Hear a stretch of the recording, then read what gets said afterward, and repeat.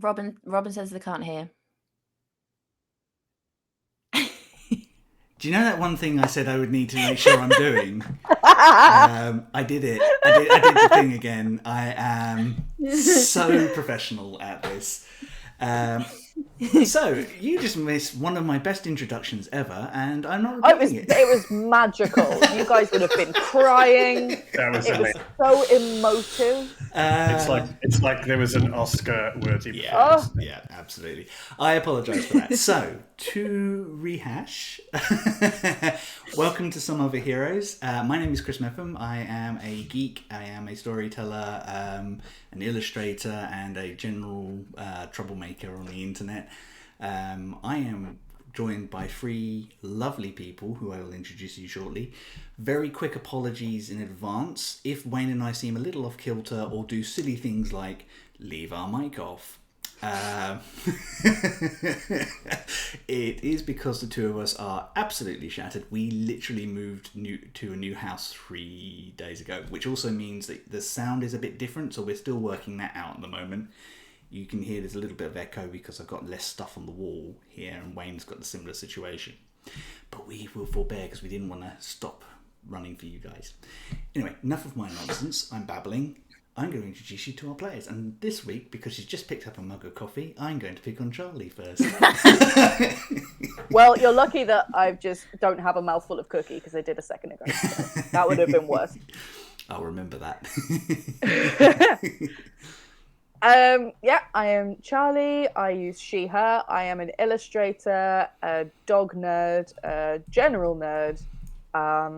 And you can find my work at charlievince.com. Also, at the moment, are we doing shout outs yet, Chris? Is that? Yeah, do. We've all got a couple of shout outs Yeah. each. So, Charlie, you do yours first whilst we got you there. Do it all at once. Amazing. So I would love today to give a shout out to, first of all, my best mate and absolute legend, Robin, who has very recently gone full-time self-employed because she's a complete legend. So if for any of your consultancy, gamification, events organization, any of those needs, find Robin at Robin Game Dev on Twitter. And yeah, she's absolute champion. And also a shout out to Pennsylvania Bat Rescue. Might seem like an interesting little diversion there, but I've been selling some limited edition pre-orders for prints on my website, charlievince.com/shop, to help them help tiny little adorable bats. So if you'd like to support those guys, hop onto there. And Sue's an absolute champion in the chat there has just done a shout out to my mum. Shout out to my mum, because Mum has watched every single stream and she's obsessed with it, and she texts me theories and plans for her characters and everything whilst you're playing. Charlie's mum. Shout out to Jilly, Charlie's mum. Amazing. Yeah, we love Charlie's mum. We love you all, to be honest. And Robin, congratulations on going full-time consultant. That is a big step, and we are really proud of you. Already doing so well, like seriously, a few weeks into going self-employed, just clients coming out of everywhere. So, yes, Robin. Awesome. Well, in which case, we will move on to our lovely Eugene, Theo. Hello. I'm Theo. I use they, them pronouns. I am an illustrator, general nerd. I think we all are, though, aren't we? Yeah. Dice Gremlin. You can find me on the internet, most places, at theoblue.jpg. And this week, I would love to give a shout out to my pals over at The Wicked Game RPG. So they stream on Twitch a few times a week. They stream D&D every Wednesday evening, and they're currently playing a homebrew campaign, which is really cool. So yeah, go check them out because they're a lovely bunch of people and really interesting games. So yeah. Awesome. Yeah, and Wayne and I started watching the new campaign, and we're intrigued. It's really cool, isn't it? Where it's going, and they've been absolute stars and really supportive of us as well. So thank you so much for that. Yes, big up Wicked Game. Yay. Wayne. Hello, my name is Wayne Fick. I use he, him pronouns, and I am a brand coach and designer and art director.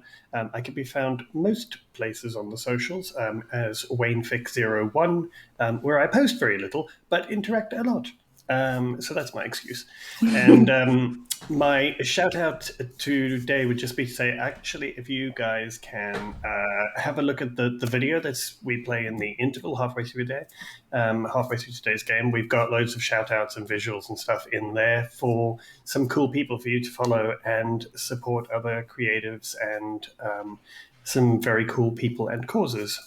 And also, our channel is that far away from getting enough people that we can actually get people to subscribe to this channel. So if you know anyone that you think would enjoy our channel, please ask them to follow Chris Smith RPG on Twitch, because it would mean the world of us to just get those few extra followers.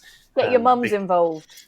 Yes, get your mums involved, because apparently mums like us so far. We'll see how long that lasts, but that's my shout out. Officially the D&D stream your mum likes. How's that? That's our tagline. We've got it. So I actually do have a couple of things before we start properly. I would like to give a big shout out to Malibu Darby 88 on Twitter. Darby is an independent illustrator who does beautiful sort of very graphic art in the vein of the sorts of things that we love.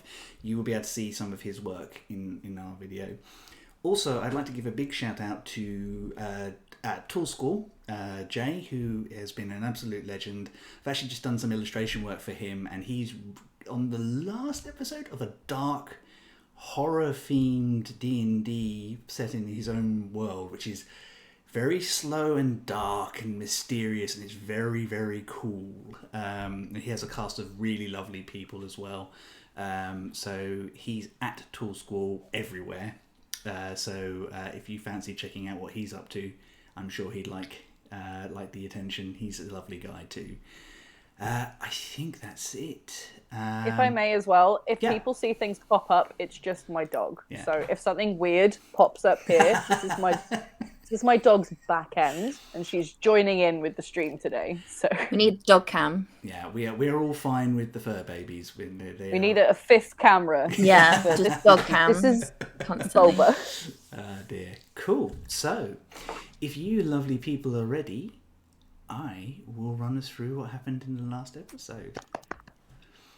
So, previously on Some Other Heroes, our young band of adventurers continued Eugene's first day, face to face with the Monarch, a rat god from the primordial era, who had decided, because something was wrong in the sewers, to push their kin to the surface. The adventurers, sensing they probably couldn't overcome the Monarch themselves, decided the best thing to do was to make a deal. The Monarch accepted that if they took care of the problem of what was killing their rats left, right and centre, they would help, or they would return the rats to the sewers and return the balance to the surface, so the rat problem in Cloud's Cairn would stop. The adventurers were led by the possessed visage of a silver white rat through the sewers, where they found evidence of digging into a tunnel and an old shrine to the god Brother Moon and she who exists beyond the veil, two gods of death. In there they found 6 bodies and a magic circle. Also, a strange wraith-like creature. The heroes fought the wraith-like creature, taking some severe damage in places, but managing to persevere and win out, and thus completing their contract both with the Monarch and for the Adventurers Guild. They returned back to the Adventurers Guild, reported in, were allowed to basically carry on working for them, got paid, some of them in hand, some of them in account, and all leveled up So we have slightly stronger adventurers this time, which means I can throw bigger monsters at them. The following morning, they were approached by the guild master to allow them their next contract of choice. And from the two things that seemed most likely for their skill set, they chose to aid the local city guard in investigating a murder. We left them on their way out the door, heading towards the captain's towards the guard's tower. Sorry, words are difficult apparently. So, before we go, I just wanted to read out this to you. There's a little bit more lore damp. The Sky Landing is one of the single most important areas in Cairn. It houses both the skyport and the fishes and canal docks, allowing access to the city both from the sky and through the island via the Cairn River. As such, it is heavily guarded, both by a merchant militia, hired saws, and officially by the city guard, also less affectionately known as the Cobble Watchers. Over the last century, the guard have found more and more of their authority stripped back and contracted out over to this private militia. It has left a bitter resentment in the old guards, seeing jobs they once did with pride handed out to sellswords, some of whom they view as little better than the thugs they used to arrest. This tension spills over into their relationship with adventurers as well. And though many of the younger guard have no problem with the want-to-be heroes who at least seem to want to earn an honest coin, the older guard definitely do not feel the same. One such guard is Sergeant Cornelius Grimm, a man who suits his name from the soles of his feet to the top of his wispy, unkempt grey hair. Grimm is a man so unpleasant in demeanour that even the guard wants little to do with him, giving him the busiest office with the fewest staff, down on Flump Alley, right on the edge of the landing and across from the Fogring. At the moment, our adventurers are on their way to Flump Alley, with a small warning not to tick off the sergeant.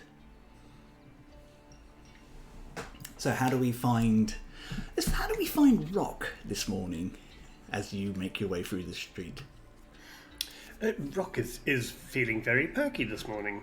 It feels very enthused by the fact that we managed to not die yesterday, and feels like he is starting to make a name for himself and as an adventurer. And although he'll never admit it, he's kind of excited to be sort of part of a little trio with, well, not trio, there's four of us really, including the pocket rat.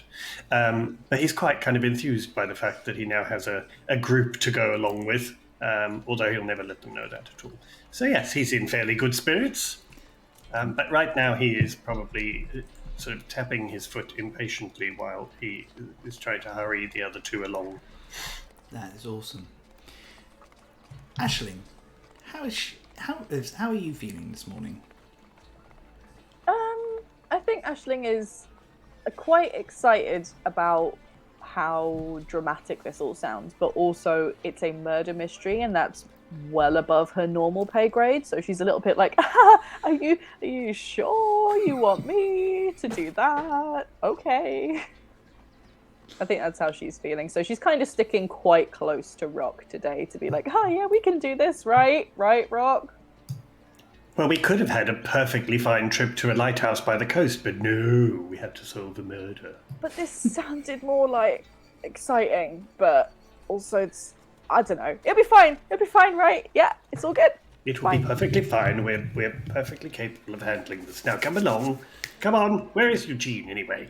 And where is Eugene? Eugene is sort of lagging behind because he's having difficulty deciding which books he should bring. He's very excited at the prospect of being a detective of some kind and getting to flex his intellect. So he's just currently weighing up like which books he should bring that might be helpful. We need to get Eugene a fantasy Kindle. Yeah. There's got to be a spell for that, right? Oh, dear. The Fantasy kid. I think they're just called a bag of holding. Yeah. What Eugene would give for a bag of holding, imagine. Save those coppers. Yeah. He's just very excited for his second day. Made it through the first day. It's all going to be plain sailing from here, right? Totally. So the three of you make your way through the city. Here's a question. Rocker's probably been here longer than everybody else and has done a little bit of exploring and a few jobs. Has he been down towards the Fogring and to Flump Valley? No, I don't think he has. He's been sort of, near the docks and that kind of thing, and he's sort of knows where areas are generally, but he has kind of stuck quite close to the Adventurers Guild. And just a couple of other places that he's had a few sort of experiences of with other friends. But no, he will be walking towards where we're supposed to be going with utter confidence, despite not having been there at all ever. Absolutely fantastic. So are you Aisling and Eugene? Are you allowing Rock to lead you? Oh, absolutely. Eugene has no idea what he's doing or where he's going. Amazing. Yeah. In which case, I don't Ashling's fully suckered into the confidence, just like, oh, we'll be fine. In which case, I would like Rock to make a survival check for me, please. For all of us, basically. Yeah. To see if we actually survive. Oops, this better be a good roll, otherwise it's going to be a very short stream. That's the worst adventurers ever. They died on the way to the adventure. Oh my god, I kid you not, it's a natural 20. A natural 20. Oh, Amazing. I thought you were going to say natural 1 for a second. Me too! Absolutely fantastic. So you haven't been to the Fog Ring, but you are starting to really get a feel for how the city is laid out, and you've heard people talk about it. The Fog Ring is an area just the other side of Sky Landing, which goes up against the Citadel itself. It's called such because a lot of the exhaust fumes and things from the ships has a tendency to gather in the area, giving this sort of slightly foggy air compared to the rest of the city. It's not the nicest place to live, but it is frequented by people who can afford to live there, and is also where Flump Alley comes out on the end. So you make your way down, you confidently stride along the riverbank, past the edge of Sky Landing, where you can see various types of skyship coming in and out, and over a bridge made of a beautiful mixture of stone carved with different races along the side, each of them holding hands in friendship. A monument to how Cairn sees itself and operates. This ongoing idea that everyone is welcome here, providing you help keep the city running. Do I see a satyr anywhere? You do, actually. Oh! Yes. As we sort of discussed before, Cairn is one of the few places where Fae are welcome without question. How progressive. Yeah, they judge you based on your character, not on your history or race. So there is a satyr shaking hands with a human, and a few feet back there is what looks like a courtly fae with butterfly wings out behind her. And elves and humans and dwarfs and halflings, and it's kind of a really nice sort of mural across the bridge. You make your way across and almost immediately are just swallowed by Aether Fog. So what you're saying is that with my natural 20, I used my remarkable skill of looking up and seeing the huge fog bank to find the area that is known as the Fog Ring. No, you actually managed to kind of pick your way through the street, and you not only did you find your way, you found your way there quickly as well. Yes, purely with my expertise, not because of the giant fog bank I was following. I think the fog bank becomes obvious as you come round a corner, and that's the point you know that you've made that. You've been really good at this. Right. As soon as we enter the fog, I shall just kind of make sure that the other two are nearby, and just say, "Does anybody see a sign anywhere for the guards?" I kind of don't see Power, anything, what do we- honestly. Yeah. Well, keep your eyes out. I'm going to let that natural 20 roll over, actually, because I think it's only fair. And I think, even though you're saying keep your eye out, you've already picked out the sword and shield of the city guard on a tattered old sign hanging above a dilapidated old building that may be the frontis of a barracks. It's hard to say. It is a shack of a place. Here we are. Really? Right, well, it's not what I expected from the city guards barracks, but nonetheless, is everybody ready? Are you all ready for us to undertake this commission? I haven't seen any murders yet, so good start. Well, it's not going to just be in the... Oh, never mind. Come on. There's murders. Come along. All right. And I shall stride towards the nearest door in that building and just knock loudly on it. You go to knock and realise that their door is actually open, and it kind of goes into a waiting area where there are a few people sitting on like run-down benches, and a rather disinterested half-elven woman sitting around pushing papers behind an oak desk. Okay. There is a bell in front of her. Good. It's right in front of her. Oh, even better. I shall stride confidently up to the table, avoiding making eye contact with any of the riffraff in there, because I don't want to.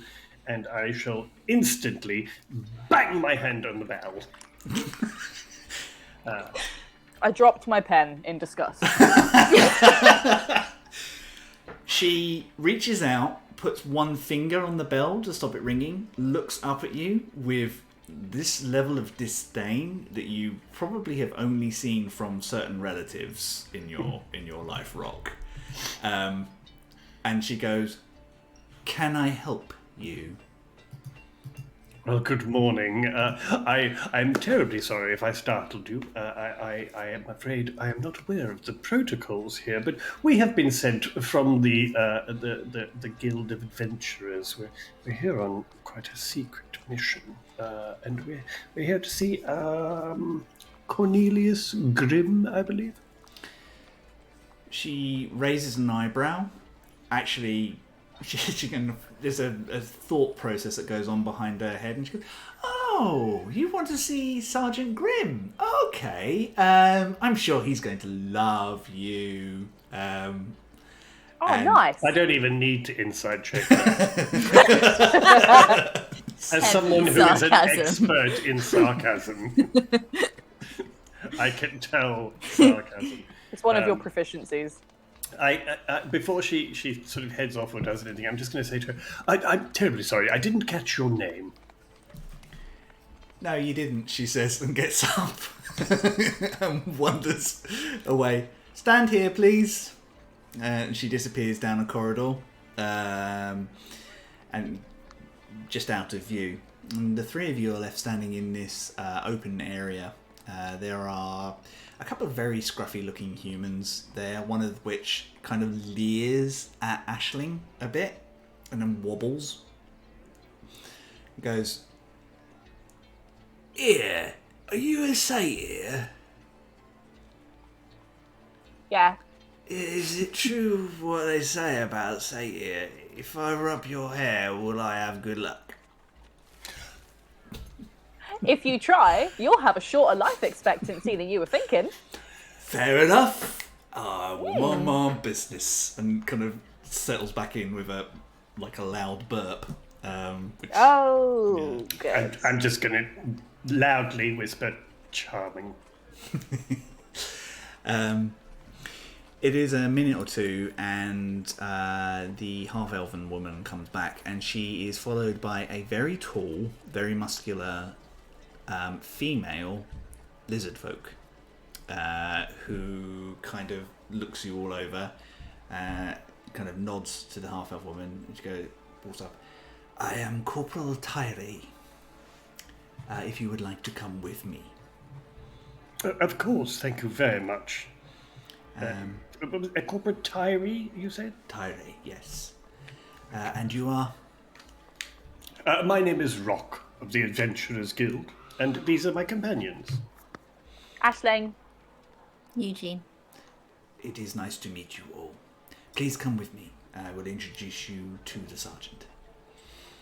Thank you very much. Before we follow her, I just want to make sure that I am extra polite to the woman who was behind the counter and just say, thank you so much for your help. That was most kind of you. I hope we shall see you again. Make a general charisma check, I think. Am I just adding my charisma modifier? Yeah, I think so. Yeah, just your charisma modifier at this point. It's not. I'm surprised you didn't say roll for initiative. Rock has a Sorry. a slight fight with that was a 19. 19. Yeah. You see her soften a little bit, and there's a kind of she just kind of gently sort of not grabs you, but just kind of tugs on your sleeve as you're about to step away, and she goes, just mind your manners with Grim. He's not a fan of adventurers. Oh, thank you very much for the warning. Much appreciated. And as we walk down, I'm just going to relay that information to the other two and just say, apparently he's a bit of a problem with this guy, so just be good, be polite. When are we not really good well. and polite? Good point. It's a good point. We're delighted. Never mind, move along. You follow Tyrone, and she takes you down a long corridor, and you do see from the inside this is actually a barracks, but you kind of glance in through a window and you see that most of the beds are empty. This was originally clearly a station for many more guards people than are living here now, and you looking about, you realise the reason they're probably tapping adventurers is they seem majorly understaffed. It looks like there's barely enough people to sort of carry on with regular duty, let alone with something like an investigation into a murder. Tyree kind of regards you all coolly. There's no malice in their view. It's all very calculated, if you will. She's just investigating all of you, just kind of getting a summation of who you are. And she opens this large door and steps into what must have been a conference room at some point. Please take a seat. Thank you. There's a small table and some chairs. The sergeant will be along shortly. Has anyone offered you any beverages or anything? Not yet. No. And she, give me a moment, disappears, comes back almost like a second later. They will be with us shortly, offering tea and coffee at this time in the morning. What are your expertises, please? I've got a great sense of direction, and I can draw said sense of direction. Analytical, good. Yeah, that one. You are clearly good with people. She kind of inclines her head to Rock. I have been told, and my experience is very varied. I have travelled extensively and encountered many different kinds of people, and now obviously am an experienced adventurer. She nods and turns to Eugene. She goes, and her eyes narrow ever so slightly. Not in a again. She there's nothing impolite about her. She's very like. You're not getting a lot from her, but she's clearly just giving you the once over. She goes, charcoal on the fingers, a small abrasion on there, and in excess of books. Am I to assume you are arcane in your mastery? Well, I wouldn't call myself a master just yet, but yes, an astute evaluation. How'd you do that? She kind of looks at you and says, I have been doing this job a long time. I am well good with facts. Go on, do me next. You are a cartographer. You just said so. Oh, you're so good. You're so good. If I may be so bold, may I ask you a question? Yes, you may. Your skill is obvious with deductions and being so observant. Why would you need adventurers to help if you have such skilled persons as yourself? I am one. This is a large area, and we are not equipped to investigate a murder at the same time as holding peace and keeping people off the street where they do not need to be. As you can see, we are a little tight on staff. Yes, it does look a little empty. Why is that? Most people hire sellswords and militia, personal militia. Most of the merchants have their standing mercenaries. There is less and less for the city guard to do, so there is less and less money being channeled into our services. Got to be a bit frustrating. For some of us, yes. For me, it is how it is. I will... For perhaps Grim, our chum Grim? That would be something I would keep to yourselves if you have figured this out. Sergeant Grim is very good at his job, but he's been in this job longer than I. Has certain We'll ideas. keep shush. I do not have any problem with adventurers. You seem like you could be capable. I look forward to working with you. Sergeant Grim will be here in a moment. And almost on cue, the door is literally kicked open as a gruff-looking man stands about 5'8".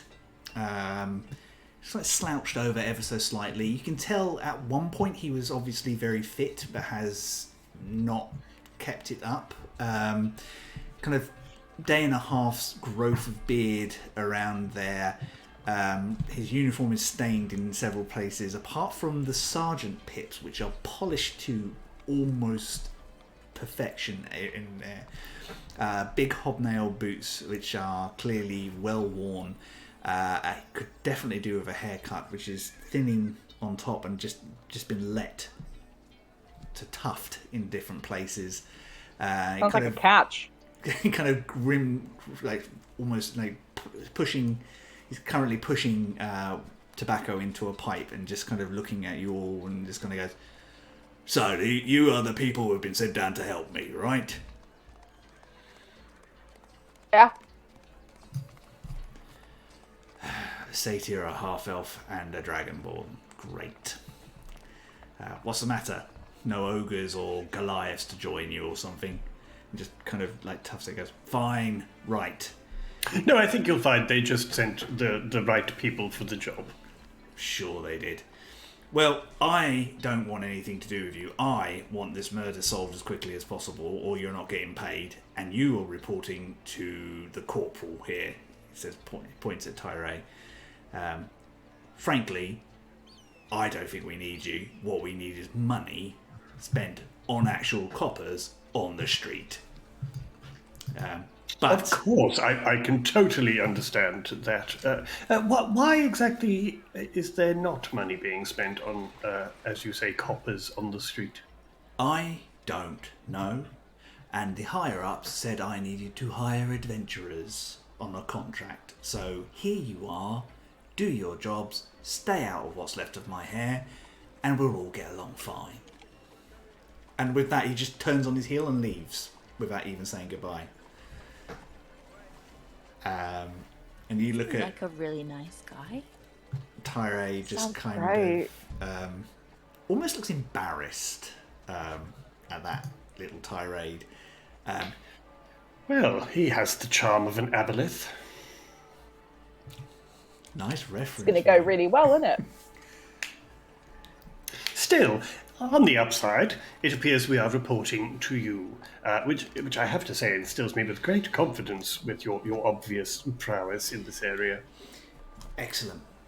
Well, what we shall do then is I will run you through what we know so far, and we will go from there. If I could ask you to wait a second whilst I chase back that coffee, and then we will get down to it.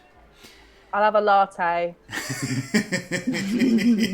I'm going to just nudge Eugene and Ashling and say, make sure you take notes as we don't miss anything. Oh yeah, Eugene's got his notebook out and is ready, like sitting on the edge of his seat like this.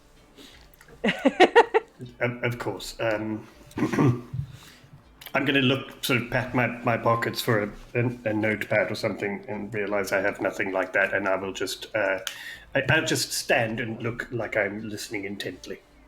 So there's a minute or two, and then the half-elf who you originally saw comes in with a pot of coffee, a pot of what looks like general mixed leaf tea, and something that probably is still milk under certain descriptions. Pops it down for you, goes, Reese, and she kind of looks at the corporal almost unapologetically, and she says, I'm really sorry, this is pretty much all we've got at the moment. Someone was in the kitty apparently last week, and then remembers that you're in the room. She goes, which just means I need to do another round, obviously, and then kind of disappears quickly before anyone can question it. Wonderful. Again, Tyre just looks a little embarrassed by all this. I will just try and put them at ease by saying, oh, thankfully, I do prefer black coffee. Thank you very much. She smiles, sort of accepting that you're trying to make this a lot easier for her. So, generally speaking, a murder in the city this big is not the biggest of business. We have many different groups vying for power and interest in the Undercity, and occasionally people will turn up, having not woken up that morning. However, there was something very particular about a murder that happened about 2 weeks ago. Unfortunately, our resources being strictly strung as finely as they are, we had very little option than to write it off as a curiosity and move forward. We found the first victim, a Hora iron kettle, a dwarven merchant operating out of the fog circle. Outside the front of their property, they had their wrists were bruised as if gripped by somebody with great strength, and their body seemed to be pallid beyond even that of a corpse. Initially we thought maybe we had a vampire problem, but their body still contained the expected level of blood. We wrote it off as a poison. It seemed like the swiftest thing to do.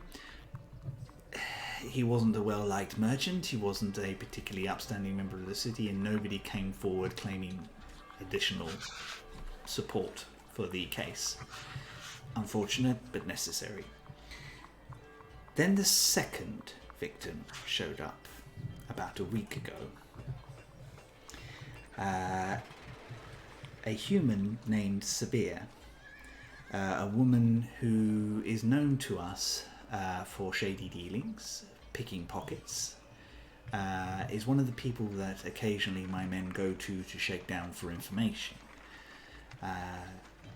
What was curious is she was found in a back alley that she is known to frequent, in exactly the same way. Bruised wrists, pallid beyond that even of a corpse, and lacking and looking shocked, as if something had attacked her that she was not expecting.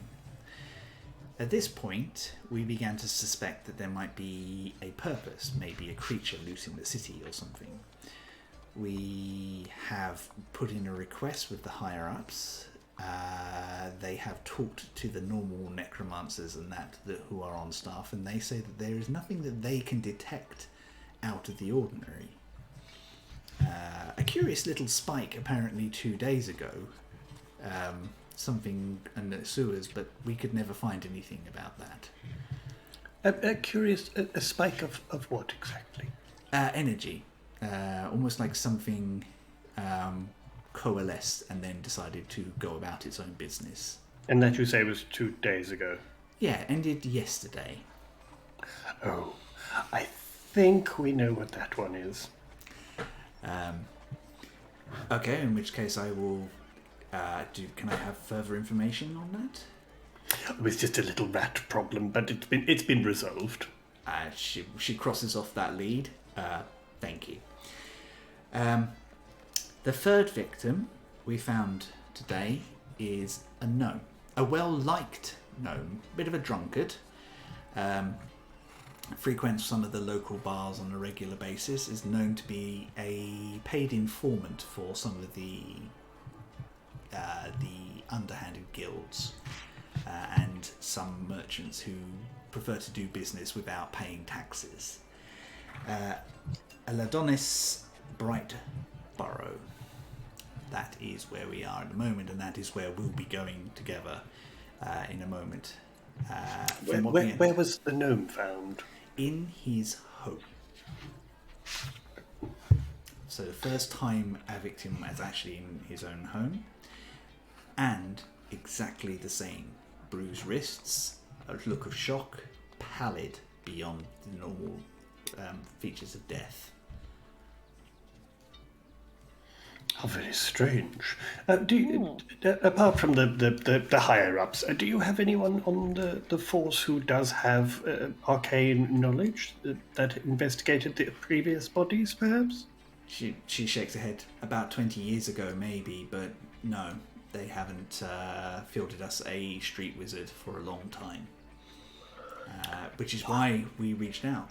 And she nods towards Eugene. Your young wizard here may be what we need. If either of you have any arcane abilities as well, that might help us in this. I'm sure we can be of assistance. Is there anything else about the the previous two locations that you have any information of? I mean, I'm assuming, as this was 2 weeks and a week ago, that the crime scenes by now are, as they say, cold. There is no known connection between the three victims.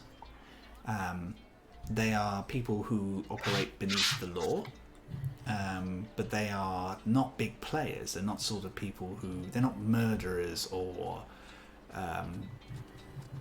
or crime bosses or anything. So not the sort of people we would expect to turn up. Just people making a living in difficult situations. But what is curious is there are very little signs of struggle. It is almost like whoever did this approached them and was allowed to get close to them. So I would deduce, therefore, that it was someone that perhaps they all knew. Possibly. It is certainly something I have thought of. But we don't know who that connecting person might be, or why they are seeking these people out. You did mention that two of them certainly have been known to be informants of sorts.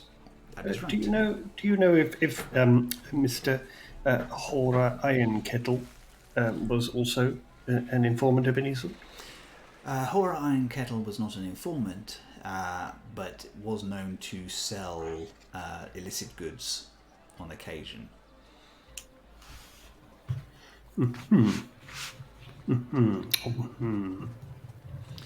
So, any initial thoughts before we make our way to the scene? Not yet, I don't think. Do we know what the precise cause of death is? No. Not exactly. No, we don't exactly have a necromancer to be able to help us with that one. Do you not have a coroner that could? I mean, I know you said they had the expected amount of blood, but was there any other cause? Was it asphyxiation, perhaps, or any wounds, or? That is the curious thing. It is almost as if they just willfully stopped living. While I realise this is a slightly tricky question, have all three remained dead? They appear to have done, yes. To be certain, with this one, we did have them interred by a priest of Brother Moon to ensure that they did not return. That is most wise, I feel. Right, where shall we begin, then? I will take you to Brightburrow's home, and you can have a look. And she gets up and waits for you all to leave the room.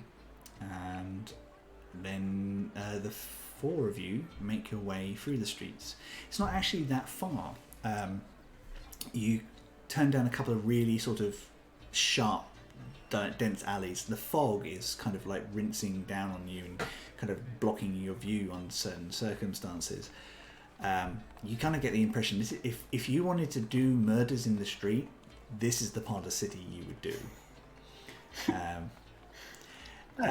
You are moved through different areas, and she takes you to a small side street with what would be effectively half-sized homes. So this is clearly where a few of the smaller denizens of this area have set up shop.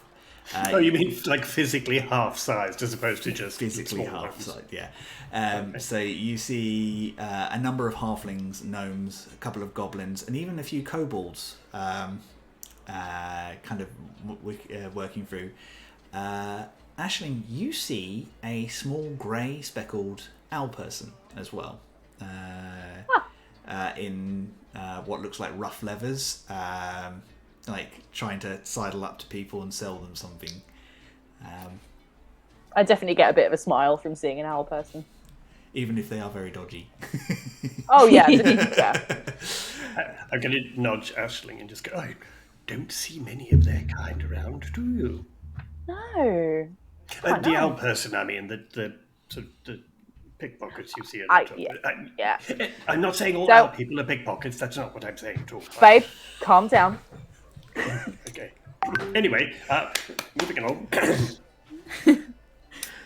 Oh dear, that's amazing.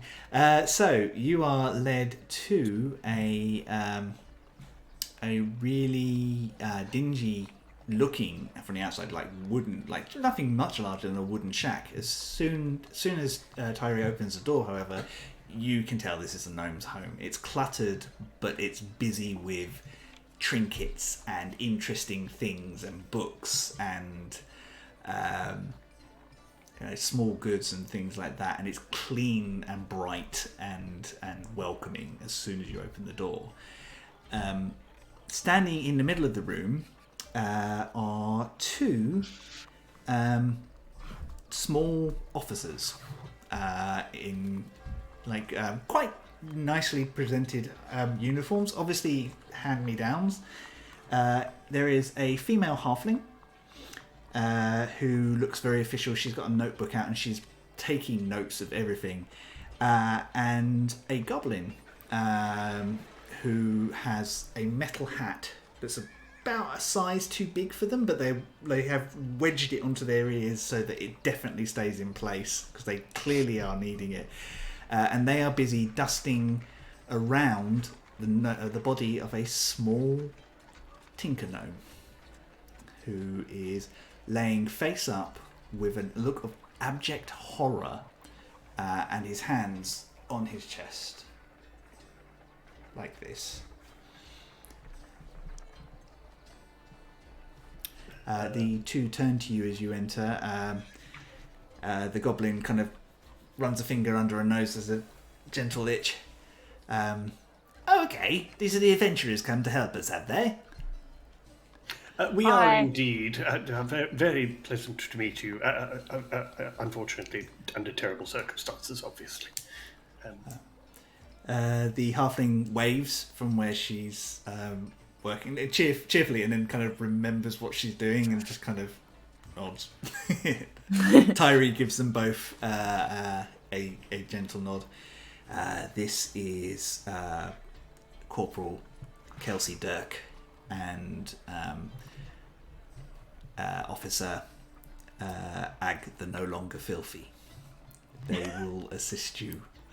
They are doing an initial investigation and will be happy to assist us whilst we look into this.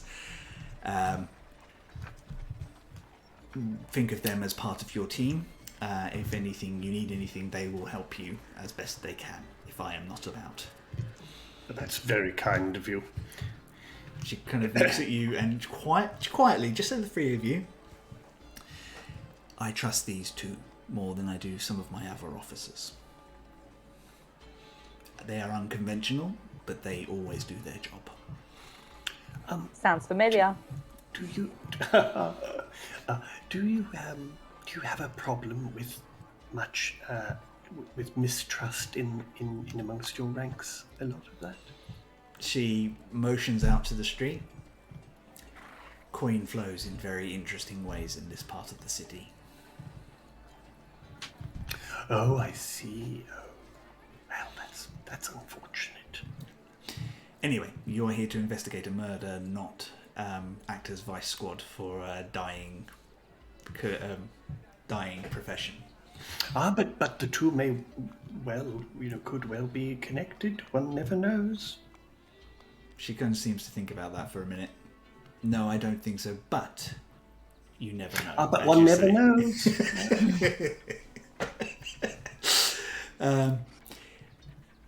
I will let you... She kind of notices, because she's a big woman, and she notices how much space she's taking up. She goes, I will be outside if you need me initially. Have a look around, talk to my officers, and let me know what your initial thoughts are. Of course, we shall report back forthwith. Fantastic. You are left alone with Ag and Dirk. And a body. And a body. Which Aisling is just staring at, like, oh my god. There's a small... Eugene's just trying not to look at the body. That's fair. There's a small voice beside Eugene. It's your first one, isn't it? How did you know? Oh, I can always tell. You go green around the gills. It's quite terrifying, really. If you need to vomit, you should probably do it in the back alley, though. It's just a bit more pleasant, and no one can really see you doing that. That's what I did on my first time. Sorry, I'm Kelsey Dirk. And she holds out a hand, and it's just this ball of bright energy in what is quite an odd situation. Yeah, Eugene's a bit taken aback, but he extends a hand and yeah. Hi, I'm Eugene. Hi, Eugene. It's nice to meet you. So, what do you think? Is it murder most foul? Do you think? I think it's murder most foul. Well, he's dead, so. Right. You are right, of course. Yeah. Do you want to have a closer look, or do you want to stay where you are at the moment?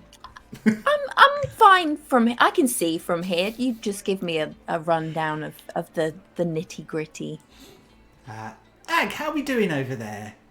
Ag stands up. Yep, definitely dead. I'm not a coroner. What were you expecting me to say? Is there anything unusual about the body? Yes. And he motions to the body, and but it's actually a worthwhile thing for him to do, because he wants you to have a closer look, and you see that this body has, you think it's been drained of blood, like it's grey, there's no sign of veins or anything like that, and just at the edge of the gnome's dark hair, it's like it's creeping up with someone's tried to bleach the roots white, and you notice that like his eyes are staring up, and just the edges of his pupils have also greyed out. I'm just going to look at Eugene and at Aisling, who's standing aghast at this, and just go, I'm going to have to do the body, aren't I? That would be good.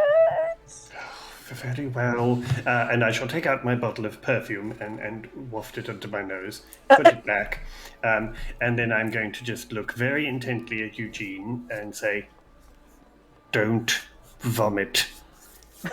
And then I shall walk over to the body. Trying. And I shall... It smells a lot more than I thought it would.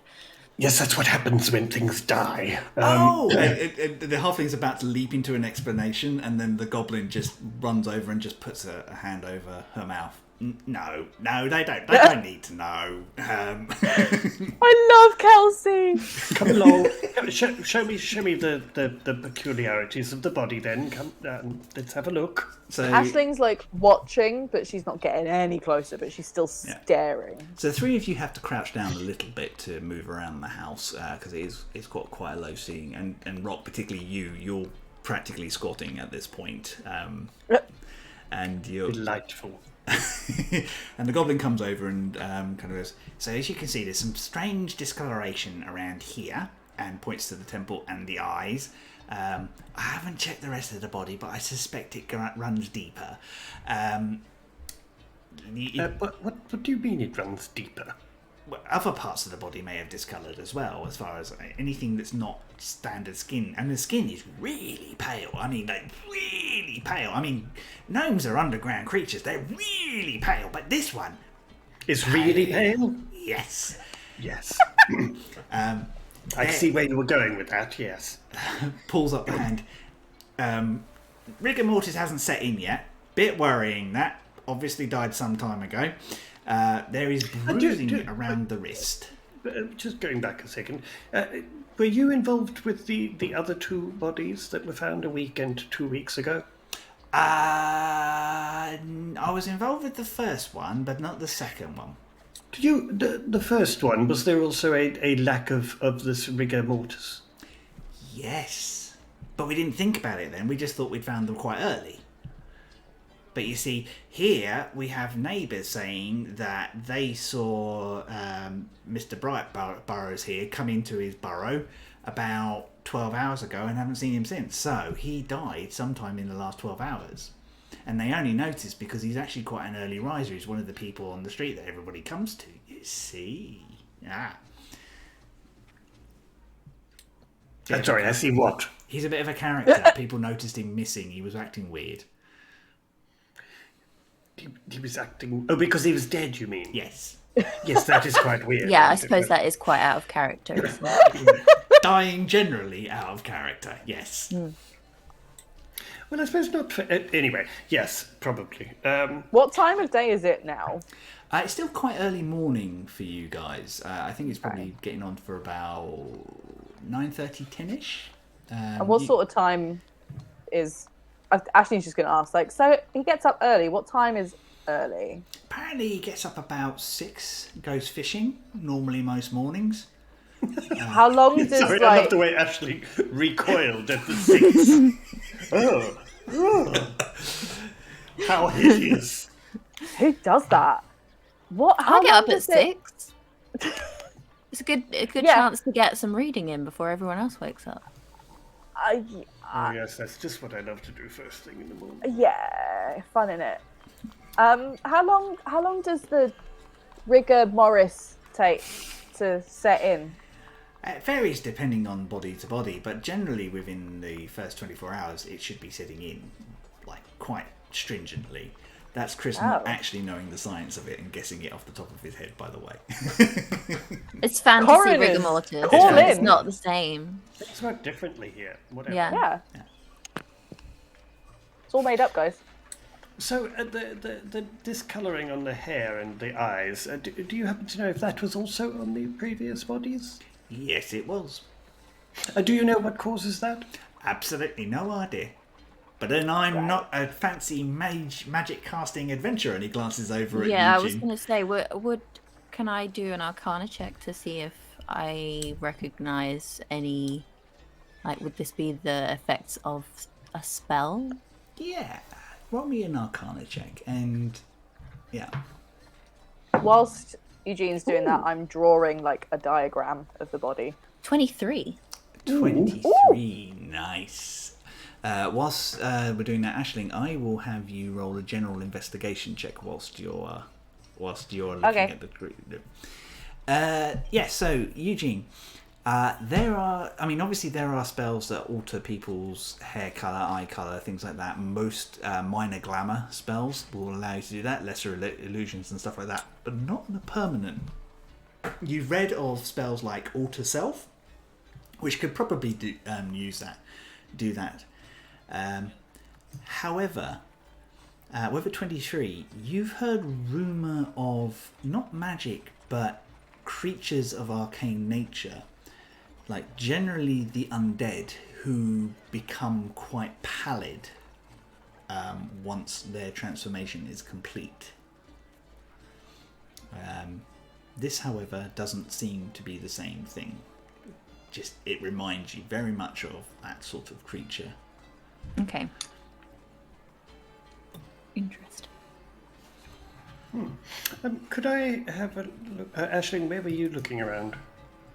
I was just doing a general diagram of the whole thing. Okay, got What it. did you get on your roll, by the way? 5. 5. Yeah. You just draw the diagram and the surrounding area. Could I have a search around as I walk in a squat around this little house? Shuffle. As you Like shuffle around the I know, house. this just feels utterly Shuffle ridiculous. Skyrim Can you- style. Yeah. Yes. I was picturing more of like a drag duck walk. A dragon. I'm going to vogue. I'm going to A vogue around dragon the duck house. walk! You were voguing around the house. Yes, I'm going to vogue around the house and have a look if I can find. Well, If I can find any paperwork or if there's a desk or... And also I want to sort of tap on things randomly, like I know what I'm looking for, but actually I'm just looking to see if there's like any secret things or a... You were like you a were dad hidden- testing. Yeah, a hidden floorboard or something, or just like I want to just search this little room and see if there's anything I can find that they may not have noticed yet. roll me some dice. Let's do an investigation check. Oh boy. Oh, that's not very good. 15. 15. 15's actually good. Not very good, my bottom. 15 is good, and is enough. You are going around, having a look around the premises for any other clues that might. Oh, sorry. Investigation, correct? Yeah, 14, not 15. 14. 14's enough for this. You are kind of looking around the kind of the space and things like that, and you're knocking on that, and you kind of look back over at the goblin. And I think, given that the way that Rock is probably trying to make sure that the goblin is paying attention to how efficient you're being. I'm doing everything as if I know exactly what I'm looking for. And it's at this point you notice that there's a small notebook just under the gnome, like it fell out of their pocket when they were killed. I shall go towards the gnome and then think better of touching the body, and I shall pull my my rapier out and just kind of lift the body a little and grab the notebook so that I'm not actually having to touch the body at all. Levering the body up. Pretty much, just wedging it up enough that I can pull the notepad out. I think there's a. You can't disturb the body with a rapier. That's just. And you I'm not whisk it out. stabbing the body. I'm just lifting the. There's a notepad under here. Why did you not get the notepad from under the body? Be honest with you, did not see it. Exactly. So let me do my job, and I'm going to take the notepad from under the body. So you whisk the notepad out, and it's at this point that Chris will kind of point out that in the first episode, 3 of you offered to use Mage Hand at the same time. I was gonna say we use Mage Hand for cleaning Eugene, but not for bodies. Well, I had a rapier to hand. It But was I easy love enough to that. just wedge the body up. I'm perfectly fine with But it. I love that because that's so in keeping with you guys, to be fair. Just be thankful I didn't find a spatula somewhere in the room. I just used that. Do you have a small leather notebook? Okay, I shall open the notebook and see if I can see any notes in it. Yeah, there are. In fact, as you kind of skip through, there is a small piece of paper that's loose inside that has the following note on it. Bright Barrows, make sure you meet the following people in the secluded spot. Sabir, Farkas Bench, Onar Illadrin. Hang on, I can't write that fast. That's fair enough. Sabir, Yep, Farkas Bench. Farkas Bench, Onar Ildran, Horar Iron Kettle, Cotton, and Cotton, sorry. Do not mess this up. The boss is watching. In the secluded place, you said, yes? Yeah. Boss is watching. Ooh. Right. So I shall share this information with my companions and just say, well, it appears that there is indeed a connection between these three people. Interesting. Although I don't know what exactly. Good job finding that book, though. It's just as well. It was very well hidden under that body. She said they were trustworthy, not the best of the best. That is true. I would like to ask, who are they? Captain Dirk, yes? Kelsey Dirk and Ag. I will ask either of them and just say, could I ask you, do you recognise any of these other names? Farkas Bench, perhaps? Oh, yeah. Farkas Bench. I haven't seen them in a little while, actually. They're pickpocket, a bit of a ne'er-do-well, pick up odd jobs here and there. Onar Ildram? Half-elf woman, beautiful, owns a flower shop over about 4 streets over on Soot Smock. Nothing dodgy about that one? Oh, probably. Everyone's got something going on, but she's a dodgy flower vendor. but she seems clean. I mean, what is she selling? Fake daisies? Well, Biggest scandal. Illicit herbs, maybe. Oh, that's a good front, isn't it? Anyway, Orath Iron Kettle. Oh no, we had that one. Aura. That's the one who was dead. Yes. Yeah. What about Cotton? Do you know anyone called Cotton? Cotton? I mean, not the Cotton, not a person named Cotton. No. Yes. Cotton. I mean, you can't miss Cotton. Cotton's a 6-foot rabbit folk.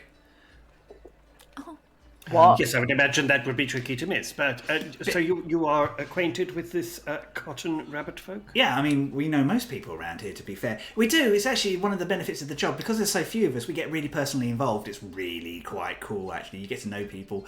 I bet you know everyone's gossip. Oh, don't I ever. So, Cotton. Speaking of gossip, do you have any information, perhaps, or any gossip that that we may hear about your Captain Cornelius Grimm? Sergeant Grimm? Yeah, that's the one. Yeah, that man's so by the books. It's he's just really old-fashioned. He barely likes the two of us. I don't think you're alone there. But to be honest, I don't think he really likes anybody. To be honest, to be completely honest.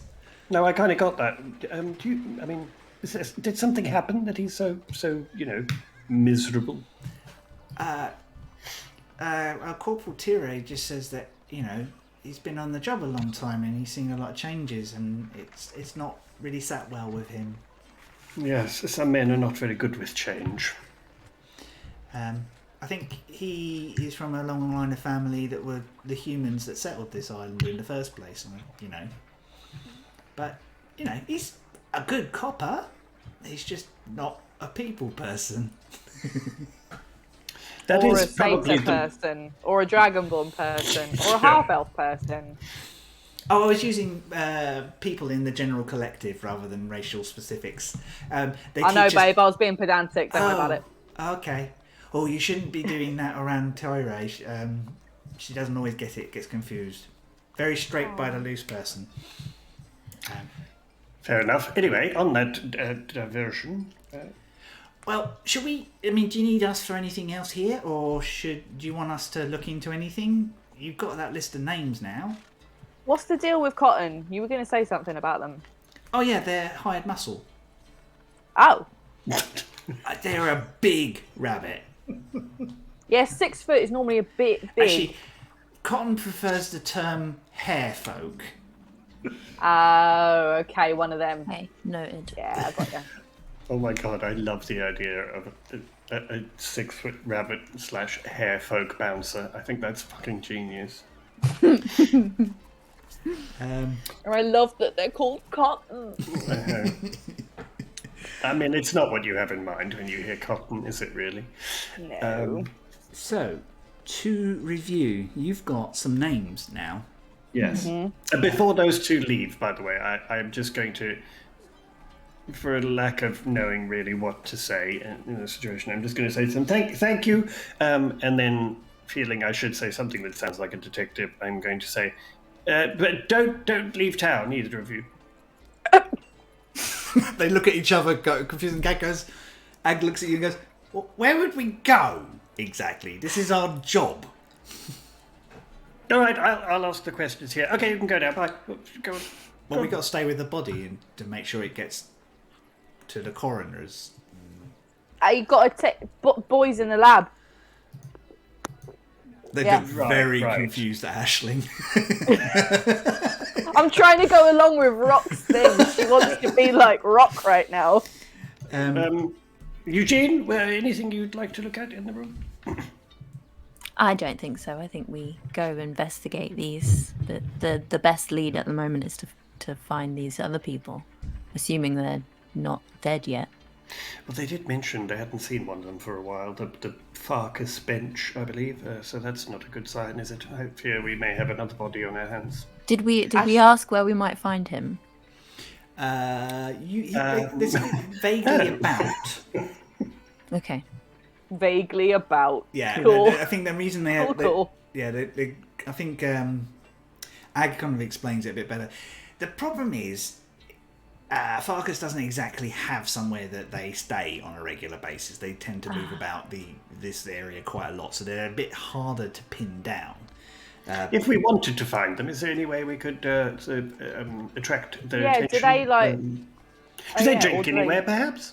I mean, if you know anybody in the city who's a little under the radar, you can put a word out, and I'm sure it'll get to him. Oh mate, Okay, well, maybe 48 we hours. I know no one. Maybe we start with this Eldrin person, the flower shop, because we know where that is. Correct. Yeah. Oh yes, they said it was nearby. Seems like a good place to start, I guess. Okay, if you let the corporal know on your way through, and we'll sort out here. If you need anything else from us, send us a message. Or did you want us to see if we could track down Farkas for you? Oh yes, if you would, that'd be terribly kind of you. We'll put our ears together and see if we can find Farkas or Cotton.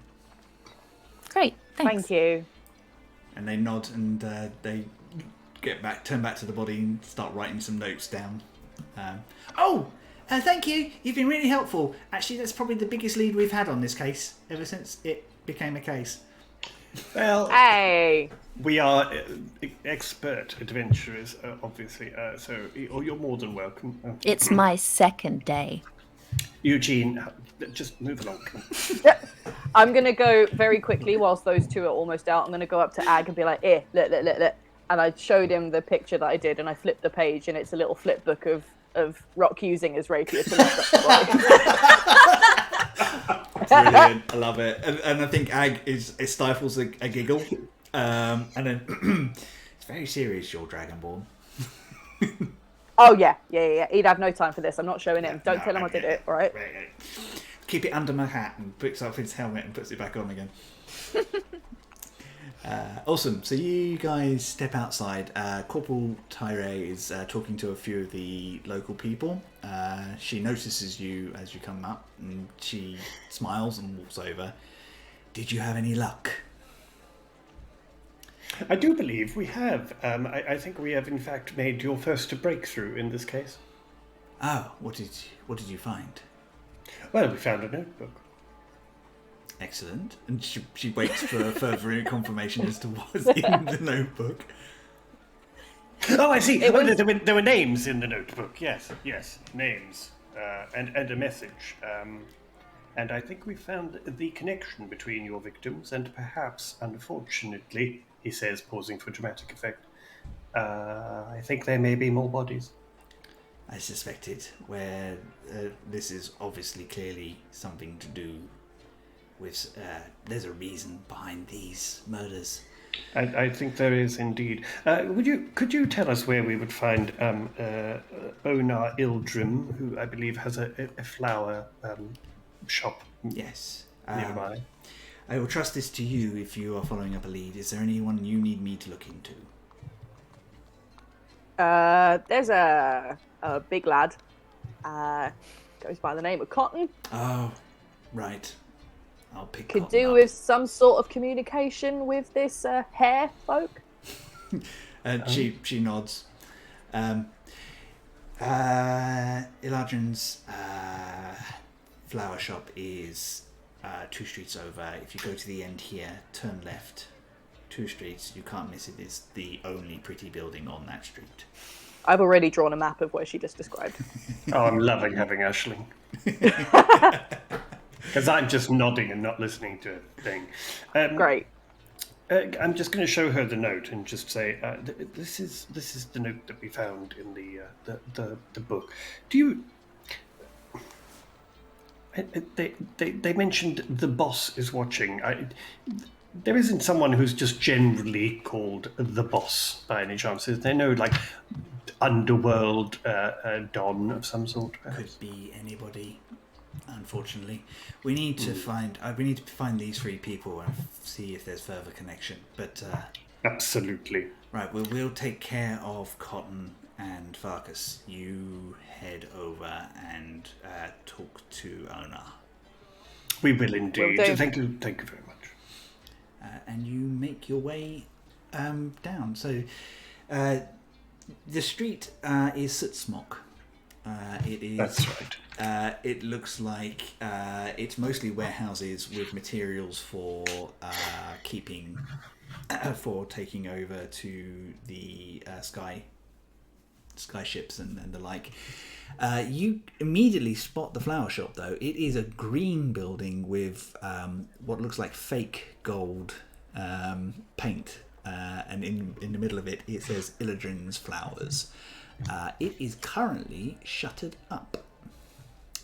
There is actually a crowd of people standing around it. Ah, boy.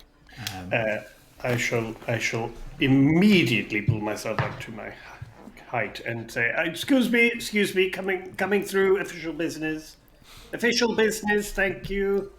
Eugene's just going to follow behind, like, trying to look important as he can. Yeah. And you push your way through the first few people, and you kind of notice that one of them goes, "Oh, are you with the watch?" We are, most definitely, yes. We're in fact independent contractors that the watch brought in to help them. Well, it's just that nobody has seen Onar for well over a week now, and we thought that maybe she had gone on holiday or something. And then Benson went in through the window to see if she was all right, because there was a bit of a smell.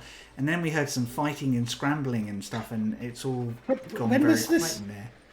When was it fighting now, you mean? They were About 10 minutes ago.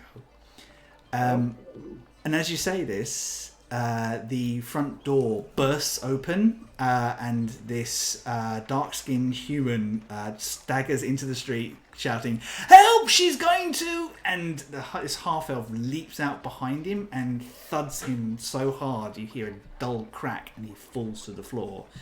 And her head twists straight towards the crowd, and she hisses with slightly longer fangs. Her skin is taut.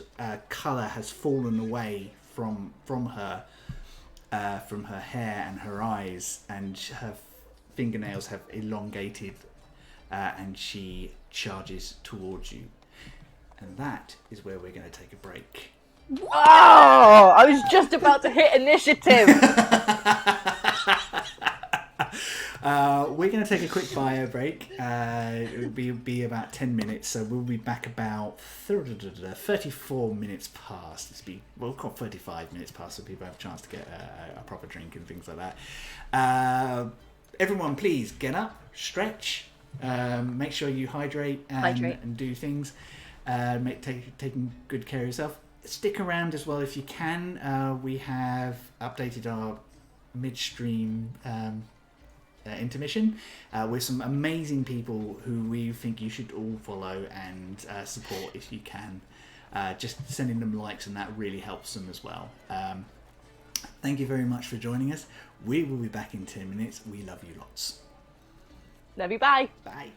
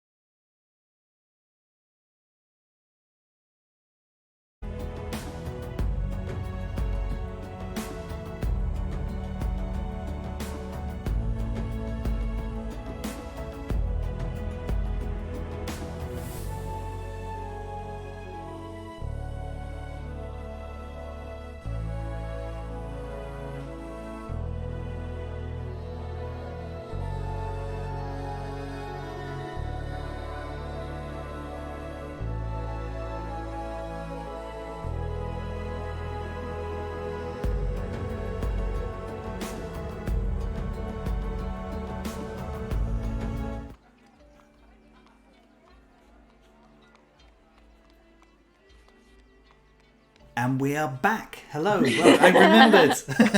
I didn't need reminding this time. I call that progress. Welcome back to Some Other Heroes.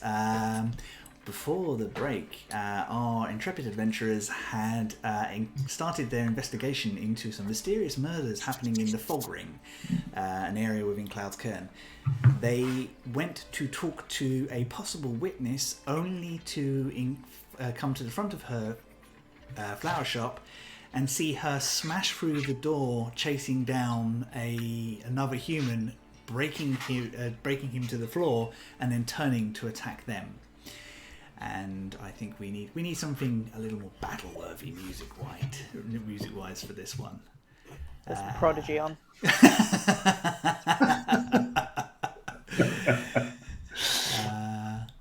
That sounds good. So we'll just change the music up. And we will, if you guys are on Roll20, you should be able to see the map. Mm-hmm. You are about there. And there is a number of people in the way, and I would like you all to roll initiative. Yeah, that's fair. Oh boy. Oh. Great. Is a good O? Yeah. Awesome. Not sure I want to go first, though. Scared. Ooh, that's good. Cool. Right. So, 25 to 20. Me? Yeah. 23. 23. Anybody else above 20? No. 15 to 20. Anybody? 19. 19. Nice. 10 to 15. No. No. 5 to 10. Yeah, I'm at a 9. Okay.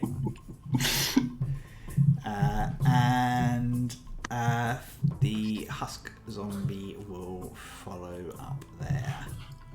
I beg your pardon, the bottom. The zombie creature will follow up there. Great. Oh dear. I don't like the sound of that. No. This is not what I thought. I thought this was going to be a nice little visit to the flower shop. Like, it sounded nice. I thought we were gonna going get to some chat with some pansies. interesting people. Yeah, I thought we were just going to have a nice chat, maybe some tea. Yeah. And maybe smell some flowers. Yeah. Oh. Maybe afterwards, I don't know. Maybe you can talk her down. Let's see. Yeah, nah. Rock, you are first. Oh, goody.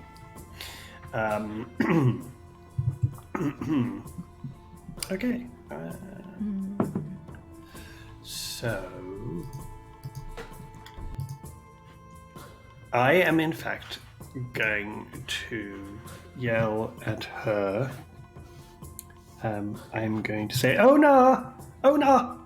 Just hold it right there. Let's have a conversation about this."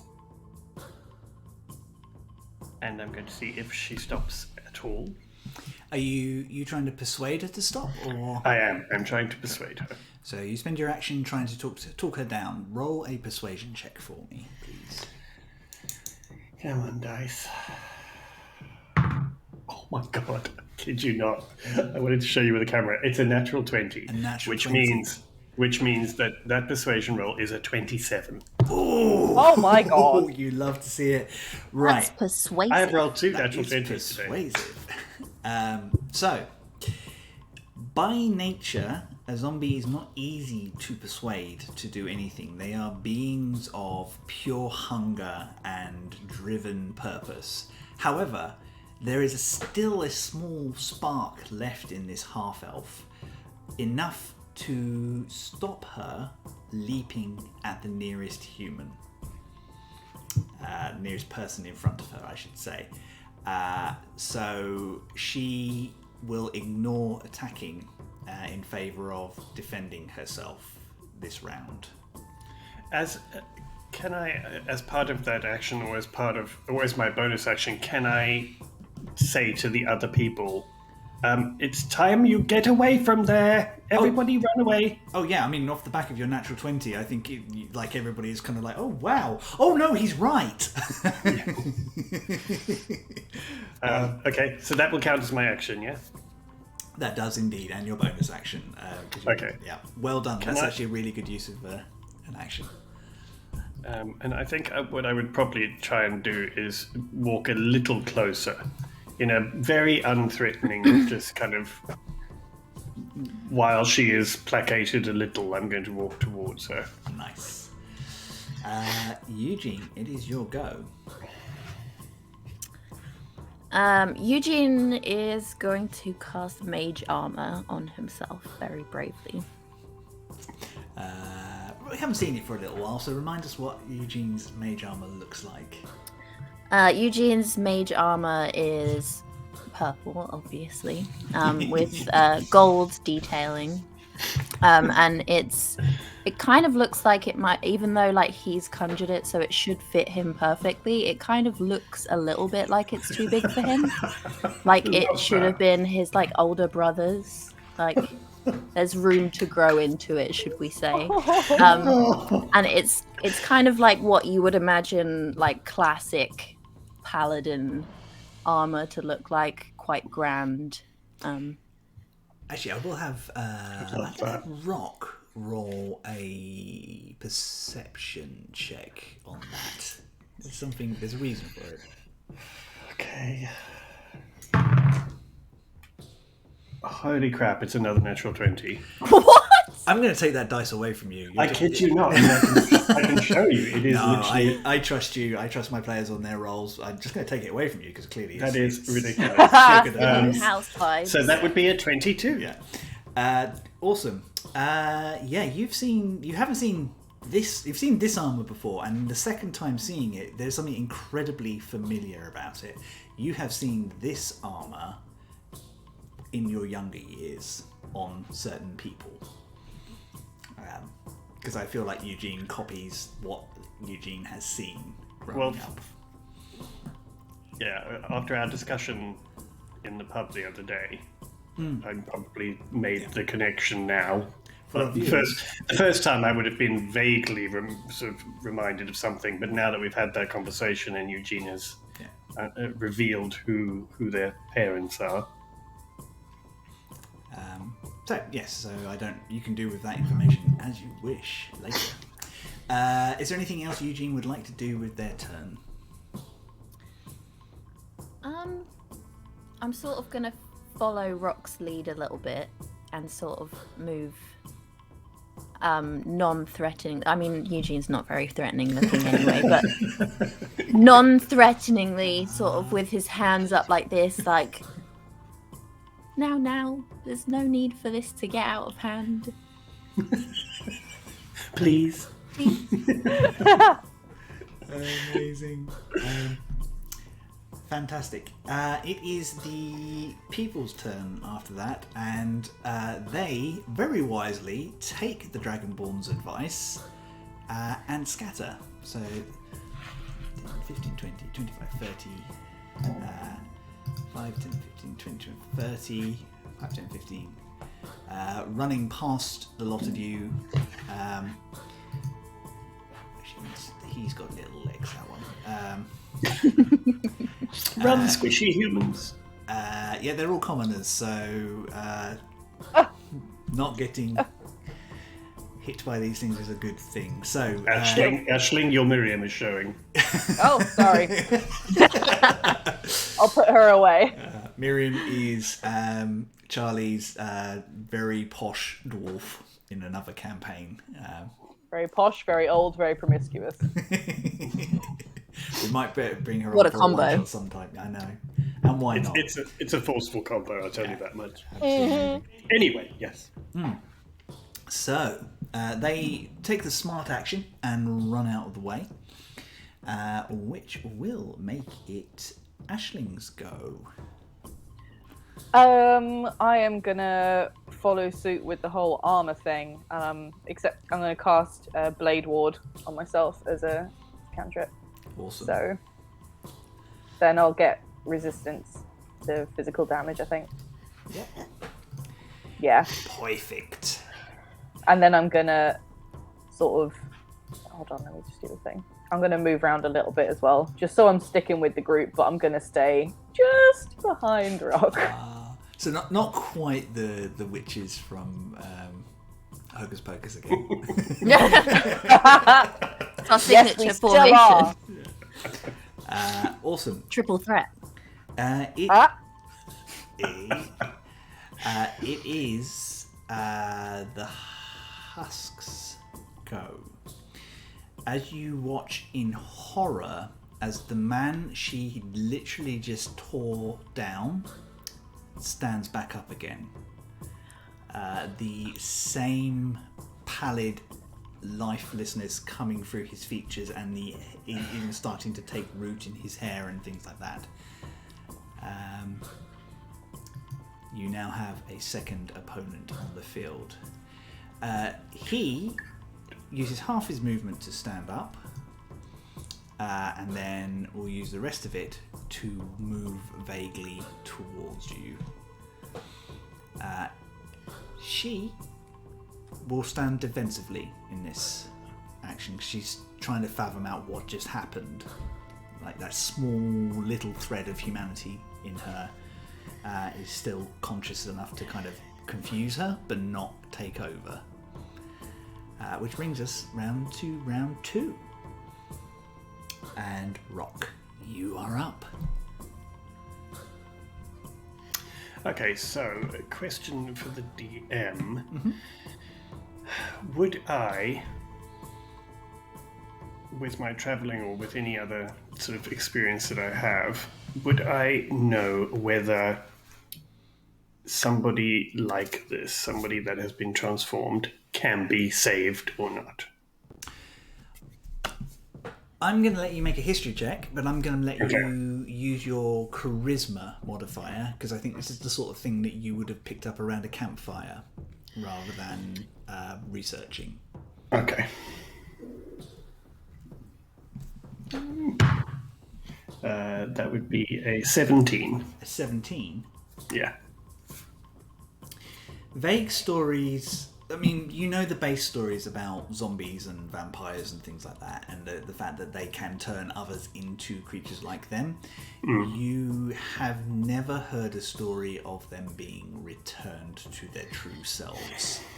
Okay. Effectively, particularly with creatures like this one, once they have crossed over, they're dead. The soul has departed. That's what I thought. It's the magic that has infected them now. Okay. All right. In which case, I am going to cast a spell.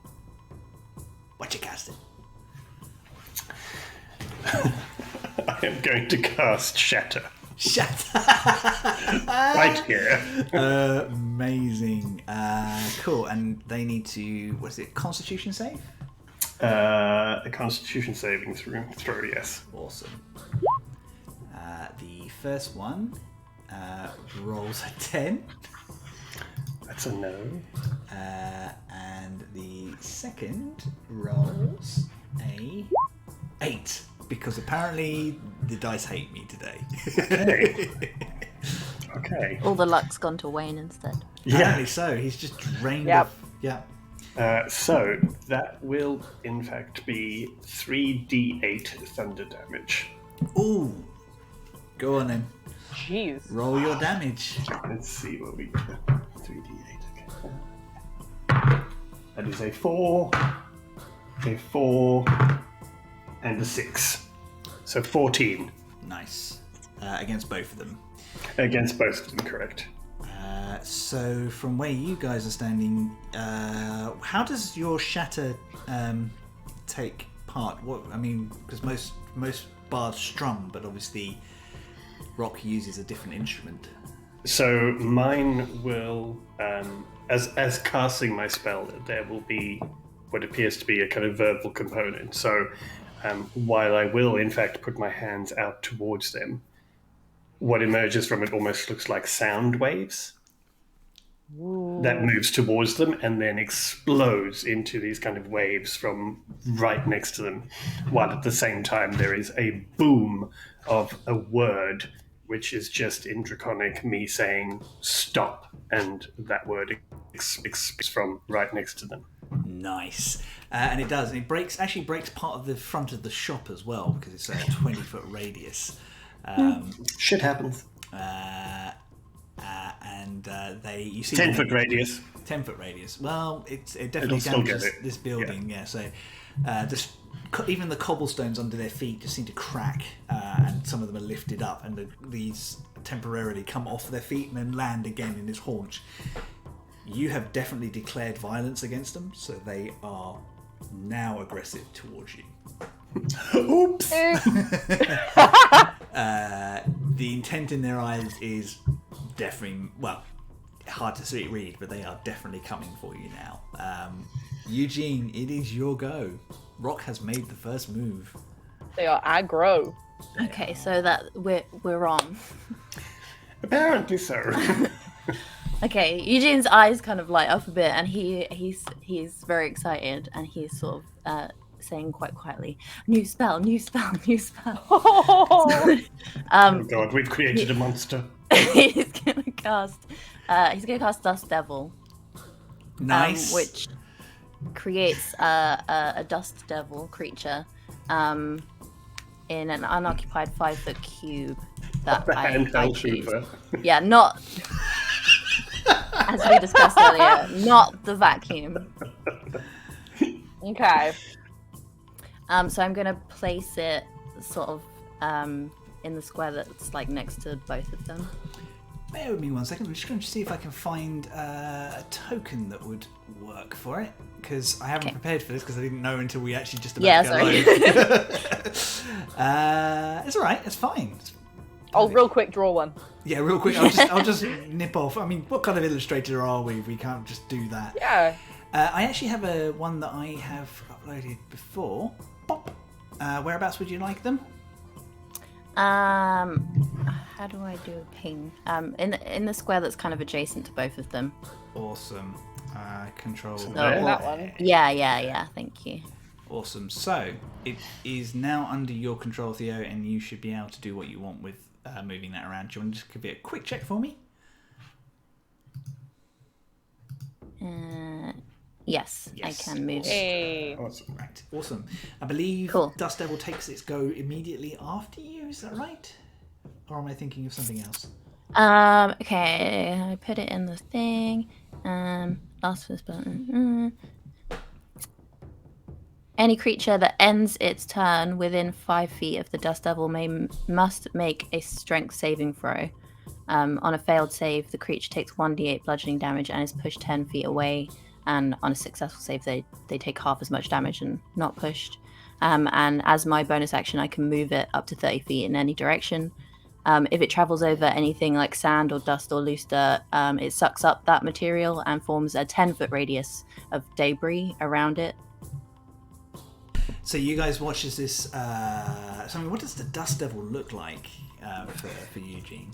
So, has everyone seen the Tasmanian Devil? Yes. That's kind of what I imagined it to be like this kind of purple creature with like a scary face, kind of like a Gengar face is what I imagine. And it's that? like...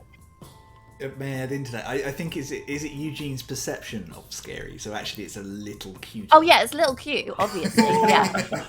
It's kind of cute, like a cute little scary face on the front, and it's like it just kind of spins around really fast, and then the air around it is spun around. Yeah, awesome. This thing appears and it's like, and kind of all the dust around it, and the fog starts to move around that area as well in a very different way. And you notice it picks up a couple of cobblestones that have come loose.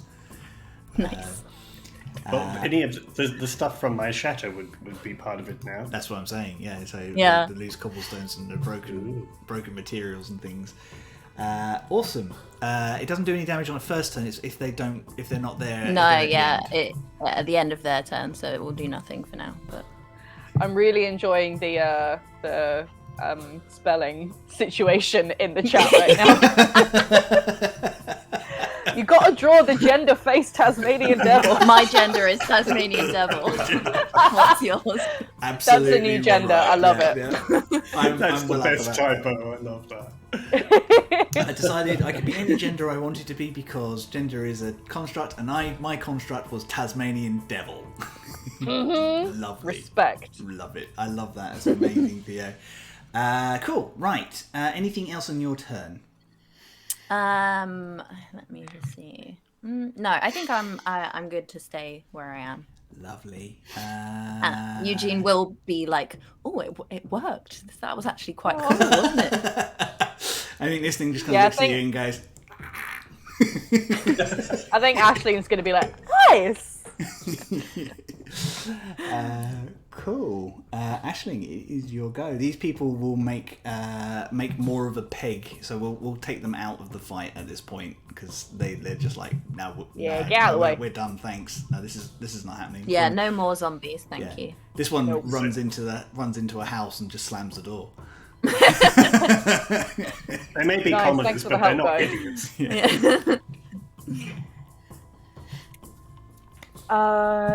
Okay, I'm gonna move forwards a wee bit and classic warlock, agonizing eldritch blast. This one.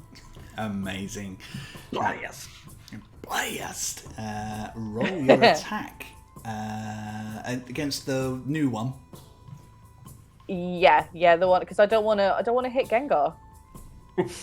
Yep, go for it. So got a 19 to hit. 19 will definitely hit. Roll your damage for me. Delicious. Ooh! Full damage, so 12 plus 2, 14. 14 damage, nice.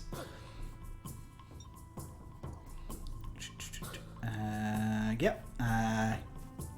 You blast off a chunk of clothing and like one of his limbs just looks a little loose, but it just kind of adds to this whole zombie effect at this point. Definitely not looking well. Body's twisted in a very strange way now. Do you want to do anything with your bonus action? I don't know if there's much I can do in my bonus action at the moment. No, I've not really got much else I can do, so I will leave it there. Amazing. Bonus action, wait. Yep. Bonus action, chill out. Awesome.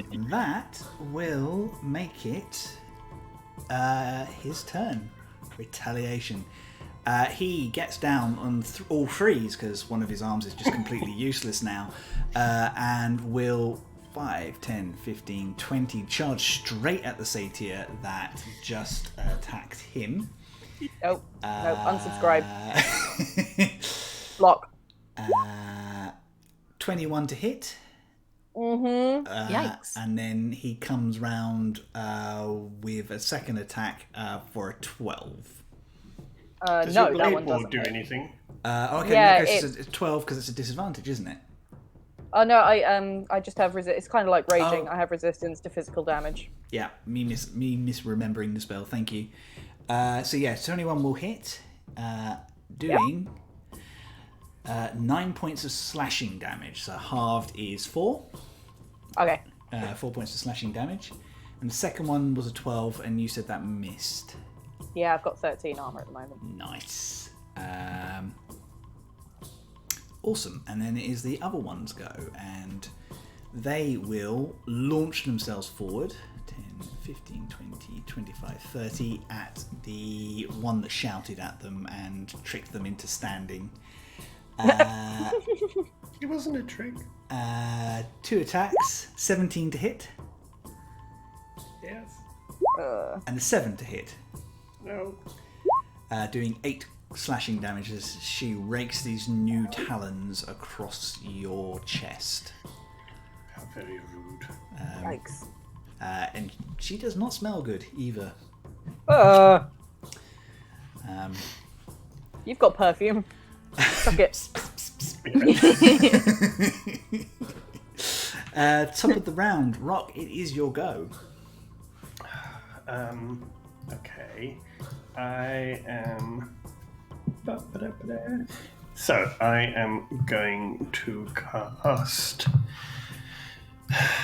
I'm going to cast Vicious Mockery on her. Mm-hmm.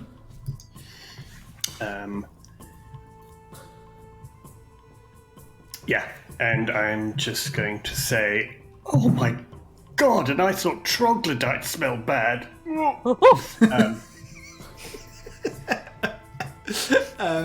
It's a wisdom saving throw from her. It's a wisdom saving throw. 6. Nope, fails. Fails. Okay, so it is just 1d4 damage, which is 2. 2 damage. But she has disadvantaged on her next attack roll. Nice.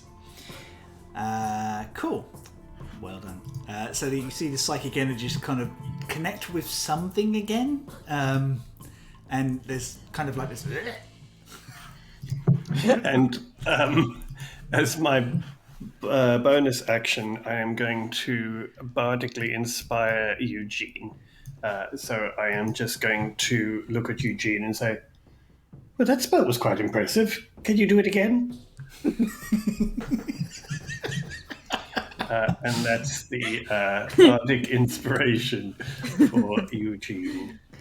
Also, when I cast my bardic inspiration, there is a tiny little circling star that is kind of a little mote of light of circling star that's just kind of wafting around Eugene's head as if it's like a weird glowy star-shaped fruit fly.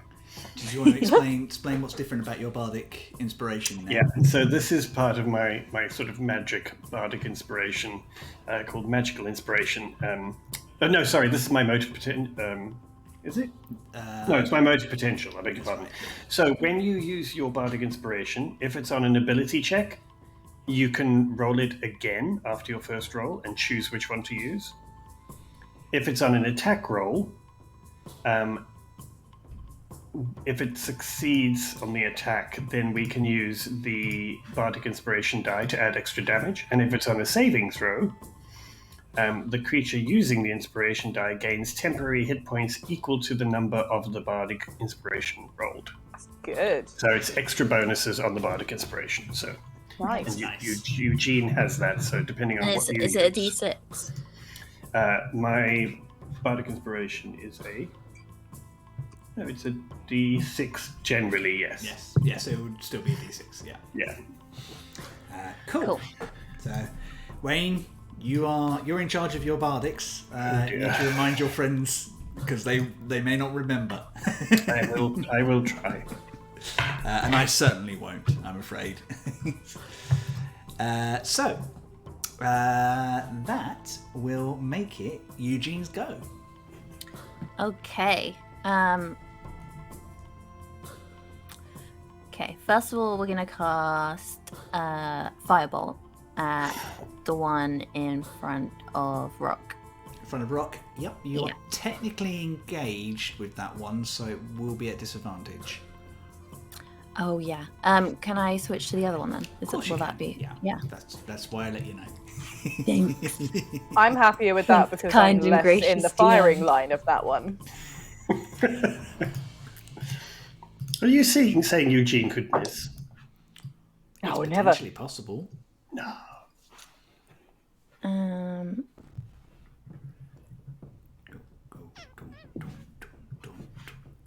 20.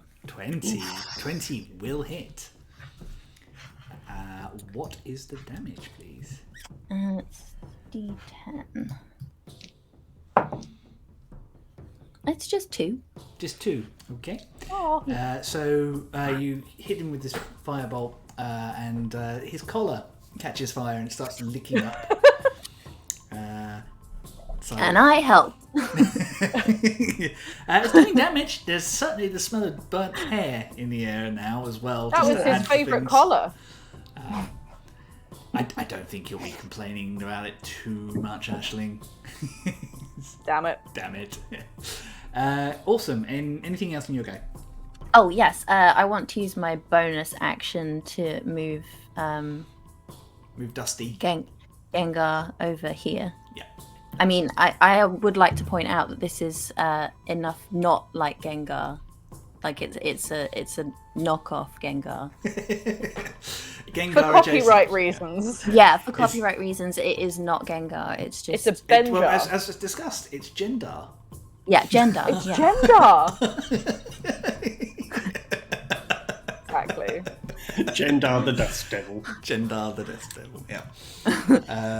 Spelled Gendarr. Amazing. With an X because it's D&D.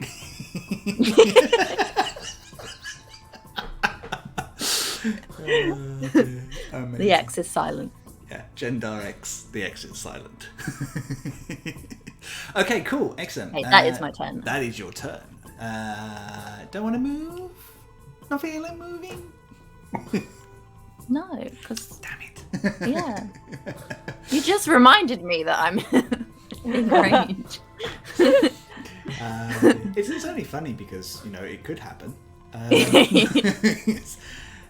So that will make it Ashling's go. I have rolled like bobbins today. You guys are so lucky. This could have been so much worse. You've bloody gone and jinxed it now, though. Now it's my go. So Yeah. great.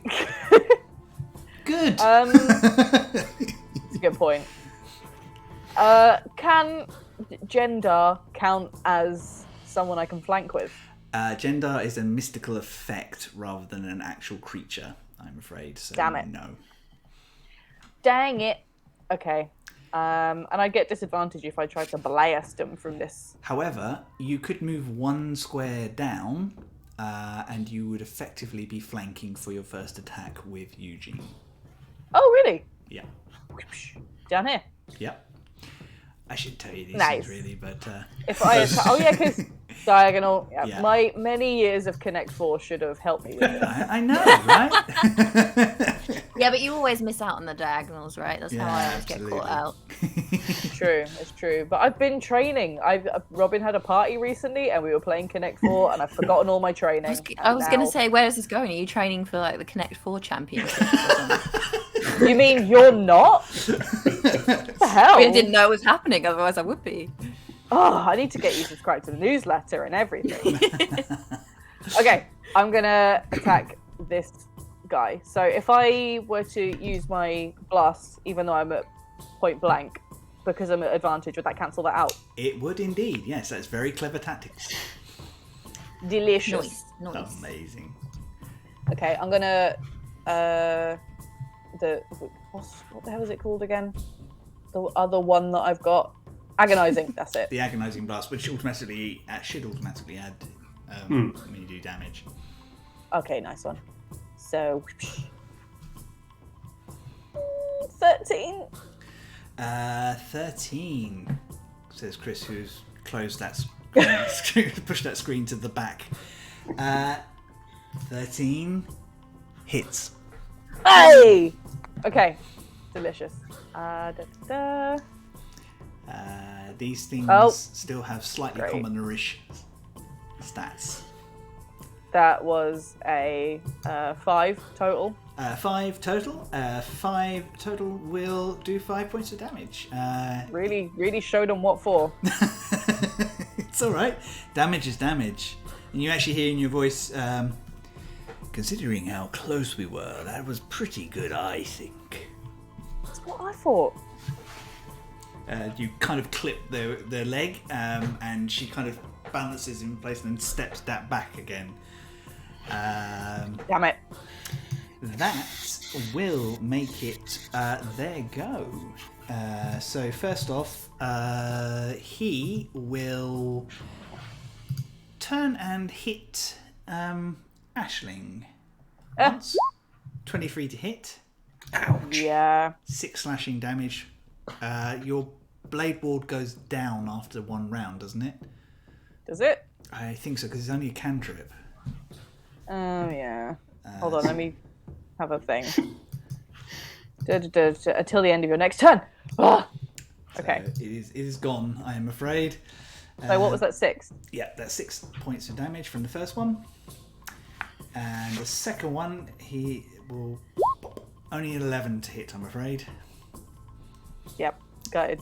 Gutted. Yeah, you seem really disappointed by this. Dang. The female zombie will look between the two in front of her and will give you... Wait. He ended his turn. He gets the Thank you for Jendar. reminding me. So he needs to make a save, doesn't he? Strength saving throw. Strength saving throw. Does 23 save? Yes. That's so rude. Does he still take some damage though? It takes half the as damage. much damage, yeah. Yeah, and This is it's not pushed. Generally in D&D, if it's a level 1 spell or higher, if you fail, you still take damage, just not as much. So it was. I rolled an 8. So half. Ooh, 4. Nice. He is starting to look fairly shredded as stones and water and wood kind of slashes into him from behind. There's barely any of him left, but he is still holding on. Cool. She, however, will attack one on Eugene and one on Aisling. One on Rock, sorry.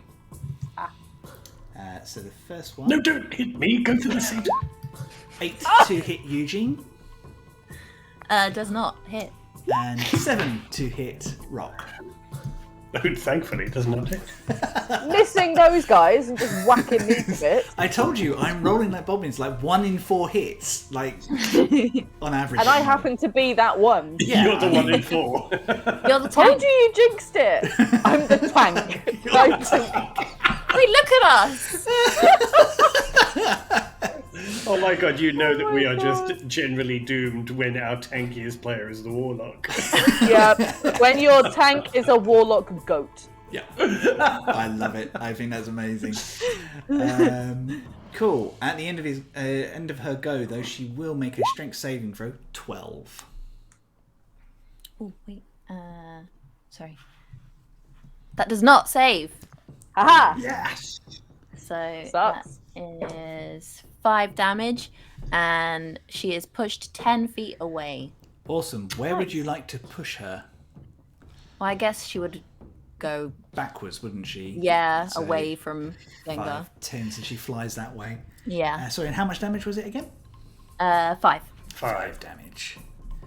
She's looking a little more solid. She bangs into that wall and gets to her feet immediately and starts hissing at you all. She doesn't really understand where that came from. That will make it top of the go. And Rock, it is your go. Right. I will, as my bonus action, I will bardically inspire Aisling. Thank you. And then I shall turn to her as she hisses at us and just say, "Oh, stop that. It's really rude." And I'm going to pull my pistol out and fire straight at her. Nice. Make an attack, please. That's 11 to hit. 11 does hit, yes. It does. Okay, Yep. cool. 1d10, d10, d10, d10. Where's my d10? And that will be a 5 plus 2. 7 points of damage. Ooh, nice. She is still standing, but you see this bullet rip through her. And she wobbles quite a bit. Okay. And that's my go. Awesome.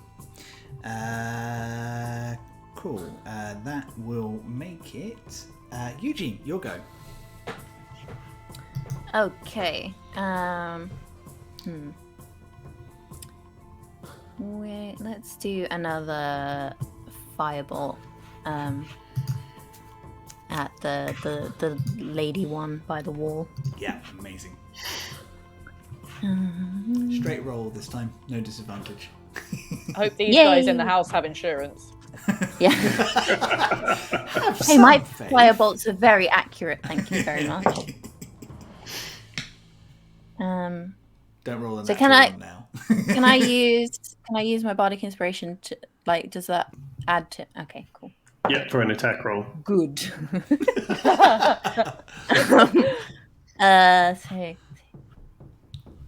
Sorry, I'm just doing maths. Ew. I'm gay, so I can't do math. We all get it. 13. 13 will hit, yes. Roll your Cool. damage.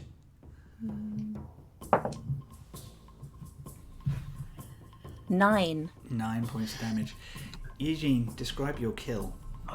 Yes. Oh yeah. So Eugene kind of puts his hands together and makes some symbols in the air, and sort of like a purple, like circular portal opens in the air above this zombie, and out of it comes raining fire, basically, and incinerates it. With a shriek, she catches fire, this purple turning back to yellow as it leaves its mystical realm and oxidizes in the material plane, burning her charred corpse, and she just flumps forward. Did you see that? That was cool, right? That was cool. That's very impressive. Yeah. Just day 2. Day 2. Imagine what's going We Stop say- saying that. All this chaos is going on. The three of us are like self-congratulating. Oh, well done. That was very good. Wasn't it? Whilst I have Day a two, zombie day two. here. Give us a minute. We're just having a chat. Amazing. Is there anything else you'd like to do with your turn, Eugene? No, I think we'll leave Gengar where he is. Amazing. That's a good idea. Aisling. This guy's a bit up in my grill. I mean, you can No. leave if you want to. I mean, I could just leave and run away and go home. No, I've got a little bit of health. Okay, I'm gonna guarantee not he'll actually hit you. exactly. I'm gonna move back here, not disengage, so they can do what they need to do. Well, they have disadvantage on their attack anyway, so they get a Delicious. 9. Oh, bummer. Nope, they miss. No. And I'm gonna blast them. Blast. Sorry, Go Lola, for it. Lola just Blast. stretched and kicked me at the same time. Shh. Trying to sleep is- here. It is sleep time. Yeah, look, she stretches her legs out like an idiot, so I've been presented with this. Oh dear. Amazing. I'm a blast. So, Blast. ooh, that's 23 to hit. 23 will definitely hit. Oh, fuck's sake. Okay, so still rolled a 1 again, but that's +2 and then plus another 2, so 5. 5. Aisling, describe your kill. Yeah! I want it to straight up remove the middle section of this zombie. This poor It's a good guy. blast. Yeah. Then can the top half like fall back on the bottom half and then slowly slide off? Goes Oh. full like Resident Evil, sliding off of each other. So for a minute, they're only like 3 feet high. Yeah, I've halflinged them. Amazing. Yeah, this happens. So you blast through, and what's left of this person's body just kind of dissolves, and he collapses in on himself, leaving 2 parts of the body just fall flop either side. Gross. And inside your mind you hear, "Now that is how you deal with the undead." Slowly, Big gradually. button. Don't worry about it. So the 3 of you are left standing around huffing and puffing with these 2 corpses, and Jendar is kind of spinning around on the spot.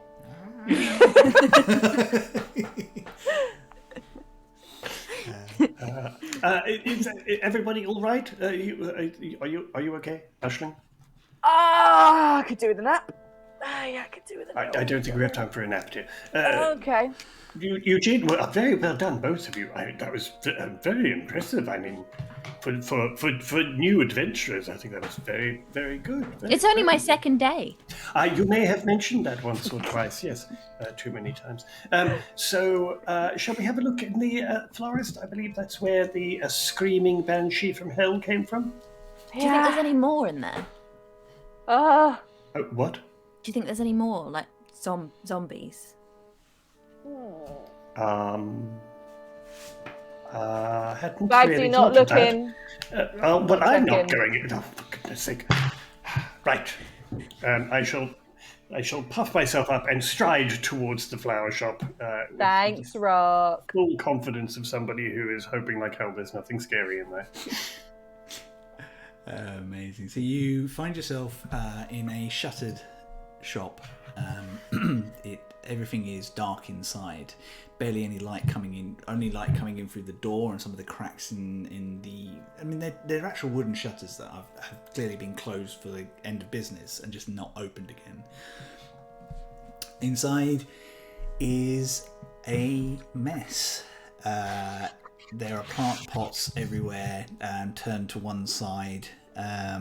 Signs of something scratching at the doors and windows, trying to get out.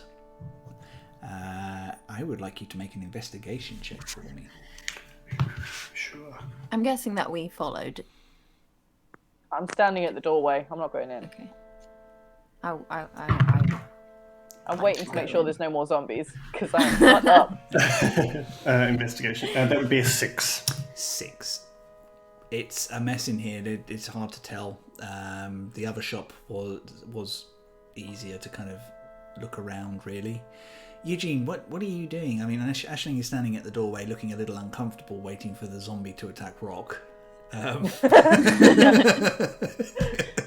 think Eugene would definitely let Rock go in first, but I think he's kind of come to the conclusion that if there was something in here, it would have attacked him by now, so it's probably safe. So he's going to go and have a little look around as well. Awesome. You can also roll an investigation check if you wish. Rock is too busy trying to find the handkerchief with perfume on it because it really smells in here. It really does. It smells as you would expect somewhere that has had a corpse in it for a week and a half. 10. 10.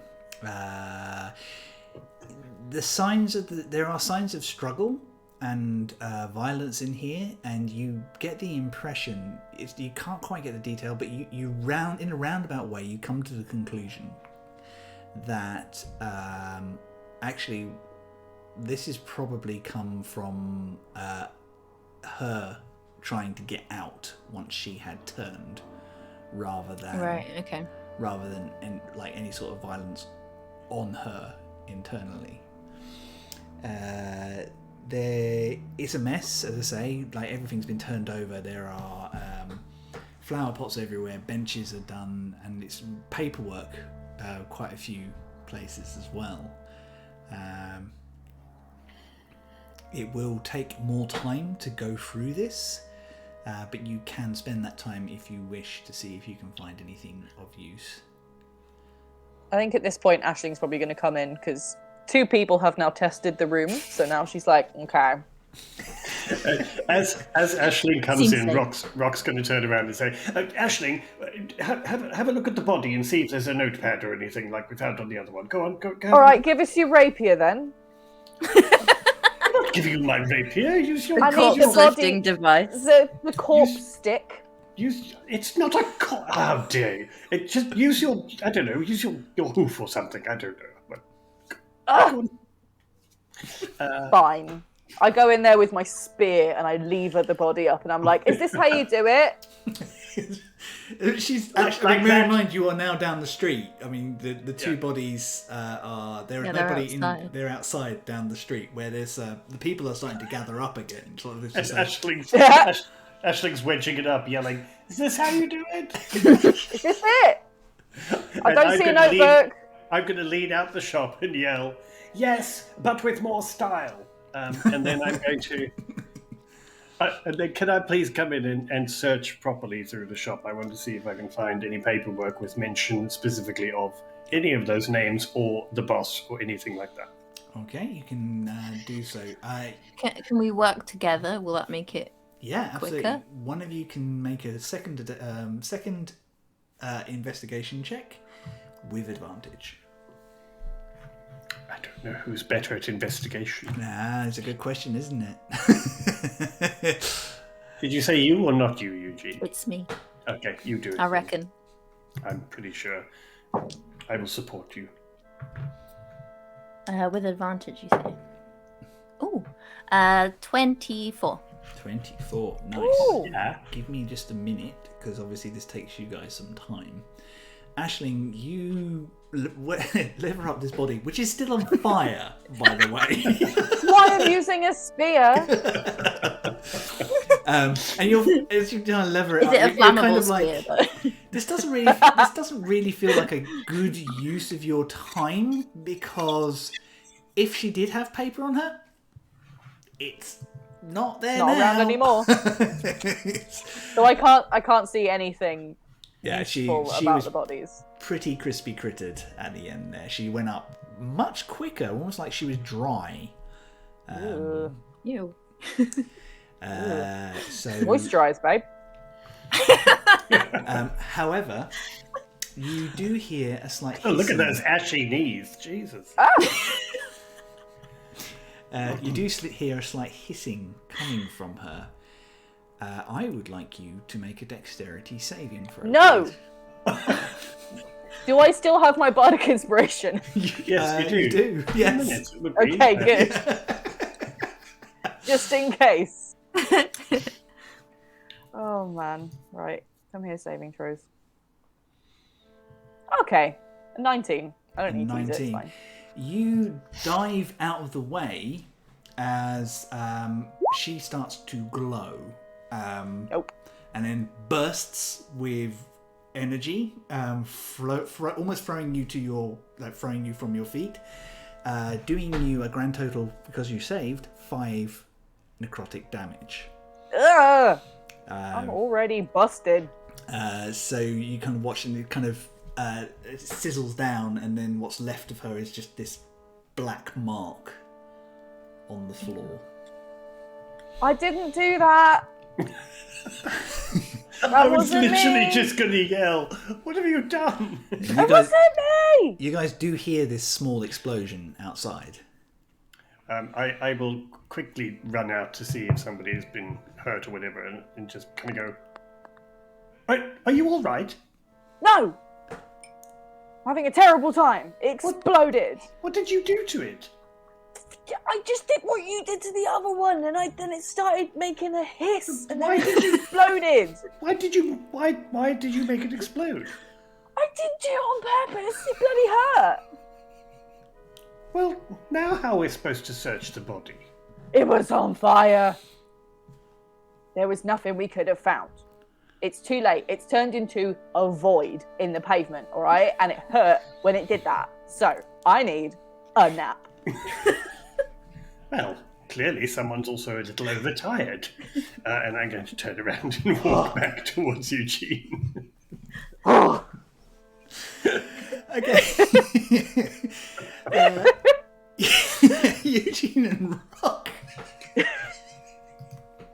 Oh dear. Highly skilled adventurers stroke stroppy teenagers. Amazing. Eugene and Rock, you start going through the paperwork looking for anything that resembles what you found previously, trying to piece together any information, and you do find an almost identical note, but with the names in a slightly different order, obviously indicating Ladonis rather than Onar. You also find a small ledger which is tucked behind a wooden board that has been kicked loose in whatever's transpired here. Inside you find 4 or 5 different lists of names with certain things crossed out. One of them at the top says possible magpies. And on that list, if you give me 1 second, it says Avar Bricksmith, Endry Belloreach, Browl, silver dragonborn, or white dragonborn, sorry. On the second list, it says river rats, and there are a number of names crossed out, and it comes apart from 2 at the bottom, which are Mere Kilsin and Garrick Goldheart. Around Mere, there is Mere is underlined, and next to it says possible.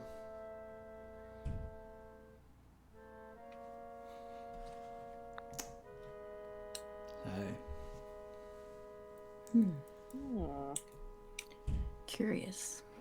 So The plot thickens.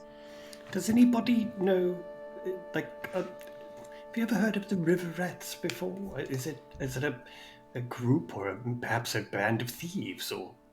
I'm going to stumble in while you're just a saying that and band. be like, is that anything? Is Actually, that anything to do with all the other rats? what I will give Eugene with all that, actually, there's 2 more things. First off, with the information that you have around you, and you've managed to secure on this, you kind of get the impression that she was the florist was a front, and she's some sort of information broker. She was sharing information with someone. And actually, what you do find scrawled in the back of the ledger, and very tiny, just behind a page, is a similar flame symbol that you found With the 3 dots. with the 3 dots underneath. Gasp. Where have we seen that before? That was on the guy that was following you. It was on the dead body we found. Yeah, in the sewers. You know, the one I tripped over. And fell into. We won't. Let's just Yeah, not. sorry, yeah. Oh. Actually, technically, that was your first body. Oh, That is yeah, true. that's true. You should be used to it by now, for goodness sake. Desensitized after 24 hours. It's only my second day. I don't know if I've mentioned it.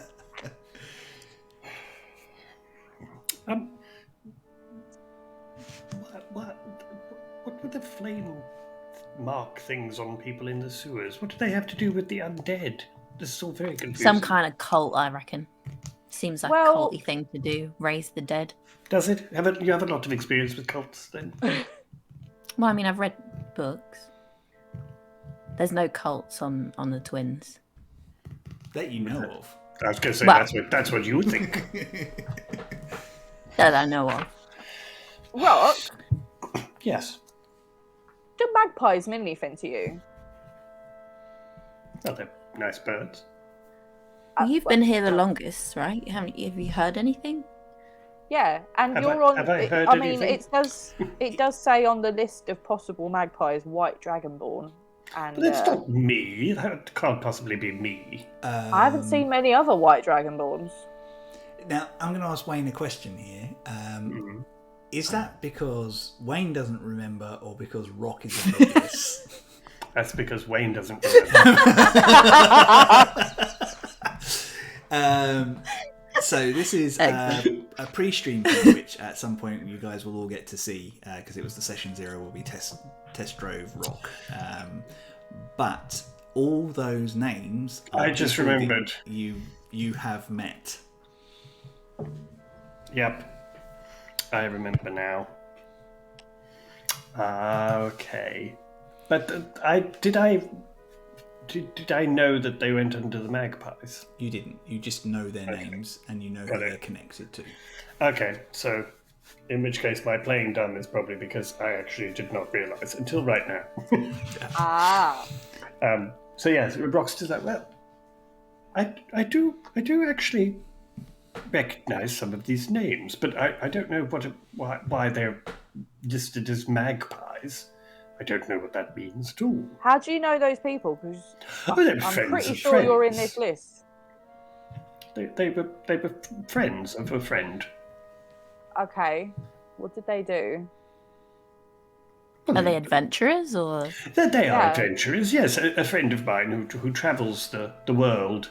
She's somewhat of a, what should we say, a trader. And she has people who work for her, and they are very, very fine adventurers. Very fine adventurers and great fighters. And yes, but I've never heard them called magpies before.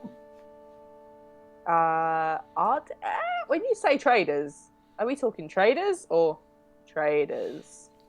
Yes. Cool. Okay, good start. That was So there were- or question. I am aware. You can't just say yes. I know. Does anyone remember at the river rats being mentioned at all? Or, I mean, no. is this an organisation or is it literal river rats, do we think? Make a history check. Oh, that would be a 3. No, you've not heard of them. Aisling and Eugene, you definitely would not have heard of them, I don't think. Maybe Eugene. I think you can have a history check, but at disadvantage, I guess. It's not the sort of thing that Eugene would have come across directly. May have read about it, though. That's a 3. A 3. No. Okay. No. None of you have ever heard of the river rats. Well, perhaps it's time we ask the corporal or lieutenant. Wait, was it a history check? It was, yeah. Oh, I didn't add my modifier. That's 8. Still not enough, Woo! I'm afraid. Better. Much better, but no, I'm afraid not. Yes, so you look a bit stumped. You have these lists of people. You have a couple of names. You definitely have a connection between this half-elf Onar and the other people on this list. And what would you like to do now? Well, Perhaps we should go back to visit the corporal, see if they have any information, because they were looking into the other two, right? Good thinking. Cotton and Farkas. Question for you, and this is a general thing. Do the three of you think leaving these bodies here is a good idea? Okay. Let's And call. you should totally do what your characters think. Character doesn't have a clue, and genuinely, Rock has not even considered that we should do something with the bodies. And I think We're here Eugene to would investigate stuff that happened, and that's it. Eugene would think- just follow Rock's lead, I think. I think Aisling's kind of hoping the other body will explode, then there's no problems. Is she Yeah, why just don't you standing- poke it? And see Yeah, what standing at a happens? distance with a spear, poking it. Go on. Go on, go. Doesn't explode. Ah. What Why are you did that doing? one- Why are you poking that body? Well, one of them turned to a little black hole, and the other one is just there. Why'd So that one you explode? did make that one explode. I didn't, because I'm trying to do the same thing to the other one, and it's not doing it. Why So is they this did. one? I heard someone say in the crowd as we were approaching that they hadn't seen her in several weeks, right? About a So week maybe- and a half. Oh, okay, okay. Because this So all it's a week seemed and a to half. start, yeah. Disregard my theory. Wait, So So they- she's so- like built up explodey energy in a week and a half. No, it was know how that Eugene's works, but- theory was that she was the one turning people into zombies. Right. But who turned her into a zombie? Well, yeah, I thought that they said it was weeks ago, so she was case 0, if you will. Okay. Well, there was Can one I, that they found 2 weeks ago, which they said was the first victim they found. Yeah. Who was that? That was the Horror Iron Kettles. Oh yeah. Can I investigate the body that's not exploded? Yeah, absolutely. Can I poke it with a rapier while she's doing that? Just in Yeah. case? Don't. Absolutely, you can. Yeah, nothing happens. It's got. Which half would you like to investigate first? Yeah. Oh yeah. Top half. Top half got a 9. Nothing particularly that you can see is out of the ordinary. This is just some poor schmuck on the street who wanted to check in on his neighbour and got turned into a zombie for it. And Oh yeah, climbed they off. said somebody climbed through the window to go and check on her. Bad luck. By this time, the crowd is kind of gathering around, trying to kind of watching where it's standing, keeping a nice distance from the body and where the other one exploded. But you've definitely drawn a few eyes, and it's about this time that a guard pushes their way through, a kind of a young half-elf male, who kind of wanders up to you. I didn't do it. Well, I did do it, but they started it. What's going on? Excuse me, we are on official business here. Oh, you're the adventurers. I mean, what's this to do with what you're supposed to be doing? Well, that's what we're trying to find out. What do you know? I just arrived because there was a crowd of people and someone said someone was fighting in the street. Well, it was less of a fight, really. It was anyway. If you could keep the people back, I think that'd be most helpful while we investigate the crime scene, and also perhaps just keep away from that body. Well, then what used to be a body. The other one blew up.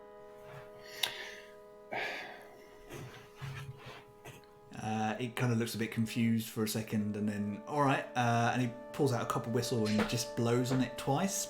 Oh. He walks away from you as he's done it, just kind of trying to get walks away from you, blows a couple whistle, and within about a few minutes, 2 or 3 other guards appear. Like they kind of like keep everyone back, and yes, you are left with one body, one small crater. And a shop and a list of questions. Mm-hmm. You could, if you want to, at this point, delegate off to these people to hold the scene and go and find the corporal back at base. I was gonna, probably say the guards are here now. Awesome. Yeah. We can go do our thing. We can go, right? Yeah. Of course. I think we have done what we can here. Also, this is all a bit boring now. Oh, fine. And suddenly the body gets up again. No. I think Rock just randomly sort of yelling out at people saying, "Nothing to see here," as he stands over the dismembered body. Yeah. I think for expedience, you guys pass off information to the guards. They hold place, and you promise to send people back to them. And you make your way back to the watch barracks. On your way back, Aisling, I would like you to make a wisdom saving throw. Ah! Okay. Do I still have my bardic inspiration? You do not. I didn't use it. Oh, you didn't use it. Yeah, you No, can. I didn't. No. Yeah, you can. You can. Okay, good. Oh, no, it's not too bad. Unnatural 20. Day 20. Ooh, nice. Something reaches out and something inside you reacts to it immediately. And you feel like you want to find out before. It's trying to pull you towards it, but after that initial feeling, there's part of you deep buried inside that wants to find out. It's very familiar but oddly different at the same time. What does it feel like physically? Feels like when you cast magic. What's it trying to compel me to do? Come towards it. Like physically? Yeah. What sort of physical direction are we talking about? Down an alley that you're just past. Okay. Have I just walked past it, or can I still see down the alley? I think you are standing looking at it, and these two are probably slightly ahead of you at this point in time, chatting away. Okay. I'm gonna... Do I still have the wherewithal to, like, get their attention? If you want to, yes. Yeah. Hey, folks. Yo. What is it? Woo! I Getting told a- you to go before we left the bar. No, it's fine. All right, I've been good. Come here. There's something real weird about something down there. I can feel it in my Down brain. this dark alley. Yeah, don't go down it. Well, I'm not 'Cause I going can- to. What a crazy person that just walks down a dark alley you're getting bad juju from. Well, that's the thing though, because the bad juju's telling me to go down that alley. Of course it is. It's bad juju. Yeah, I don't know where it's coming from though. It came out of nowhere. Don't go we down the see- alley. Can we What see do What do you anything? mean, bad juju? What Ugh, it's just a thing that makes me feel like I should go down there, but I know I shouldn't. But it's weird. You really want to go down there, and it's an internal thing. Did I just hear that in my head? No, it wasn't here. It's almost Okay, like good. feeling. It's like a compulsion. Ugh. Okay, right. It's getting bigger. Don't let me go down there. But something's down there. Don't go down there. Don't do it. What? Don't. If you feel like you want to go down there, then go down there. No! I mean, You're like good and evil conscience right now. well, what's the problem? We don't know if there's anything bad down there. If you feel like you want to go down there, then do. Look at it. I mean, no. She's getting compelled by something to go Right, down a dark fine. alley. It's not a good idea. I would like to take Aisling by the hand and try and lead her away from the alley, please. Okay, It's I'm gonna just sort of. a- I'm gonna keep staring at it, but I'm gonna go with Eugene.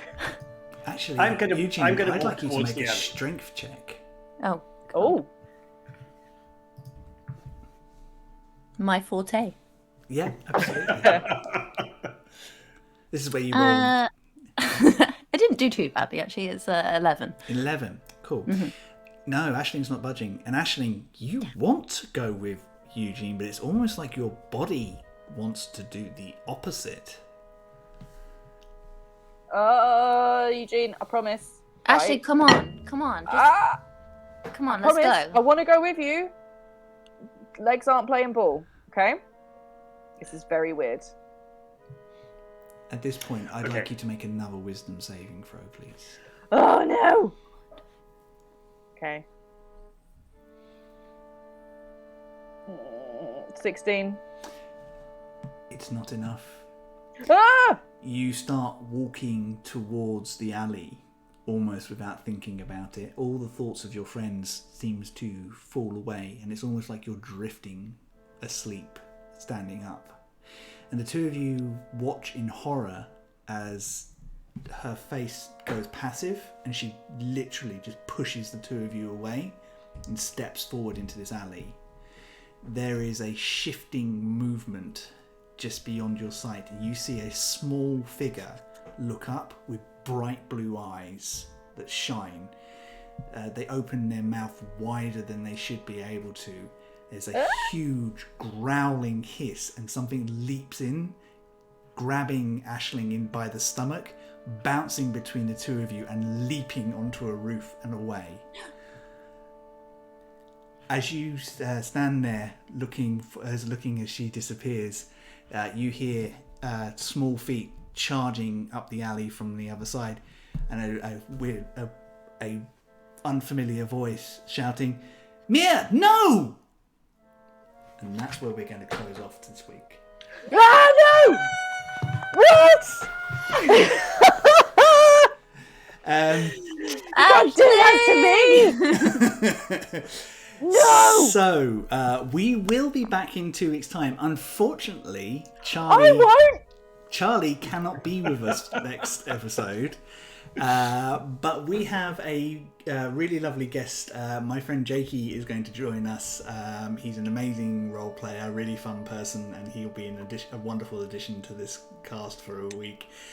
Aisling will be back with us, I promise, but we need to find out what has happened to her. Please save her, guys. I mean, I was doing my best. Yeah. I mean, we've not known each other very long. I have known Aisling for 24 hours, and if anything happens to her, I will kill everybody in this Everyone in room and this then room. myself. That's how Eugene feels. Nice. Yes, so please join us in 2 weeks for the continuation of this murder mystery with additional mysteries thrown in.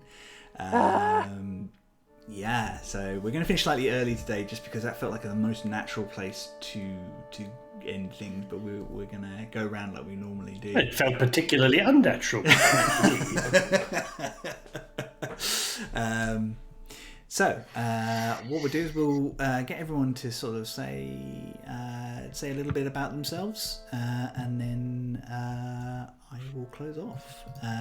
Wayne, would you like to go first? Sure. Thank you, everybody, for hanging with us, and please tell people to come and join you, and let people know about us if you have enjoyed it, because everybody's worked very hard on this, so it would mean a lot to us.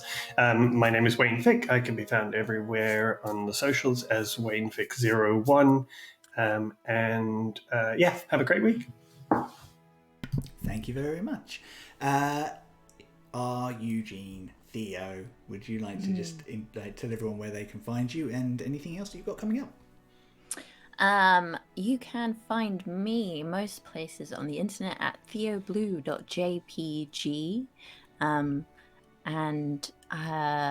what do I have coming up? I don't have anything immediately coming up.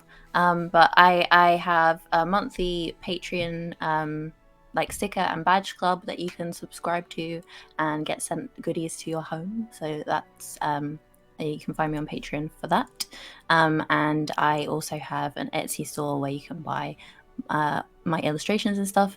It's currently closed, but it will be. I will be having a big reopening in the next month or so. So keep your eyes peeled for that. Lovely. And when you do, of course, we'll give it a big shout out so that everyone can see where you are and what you're doing.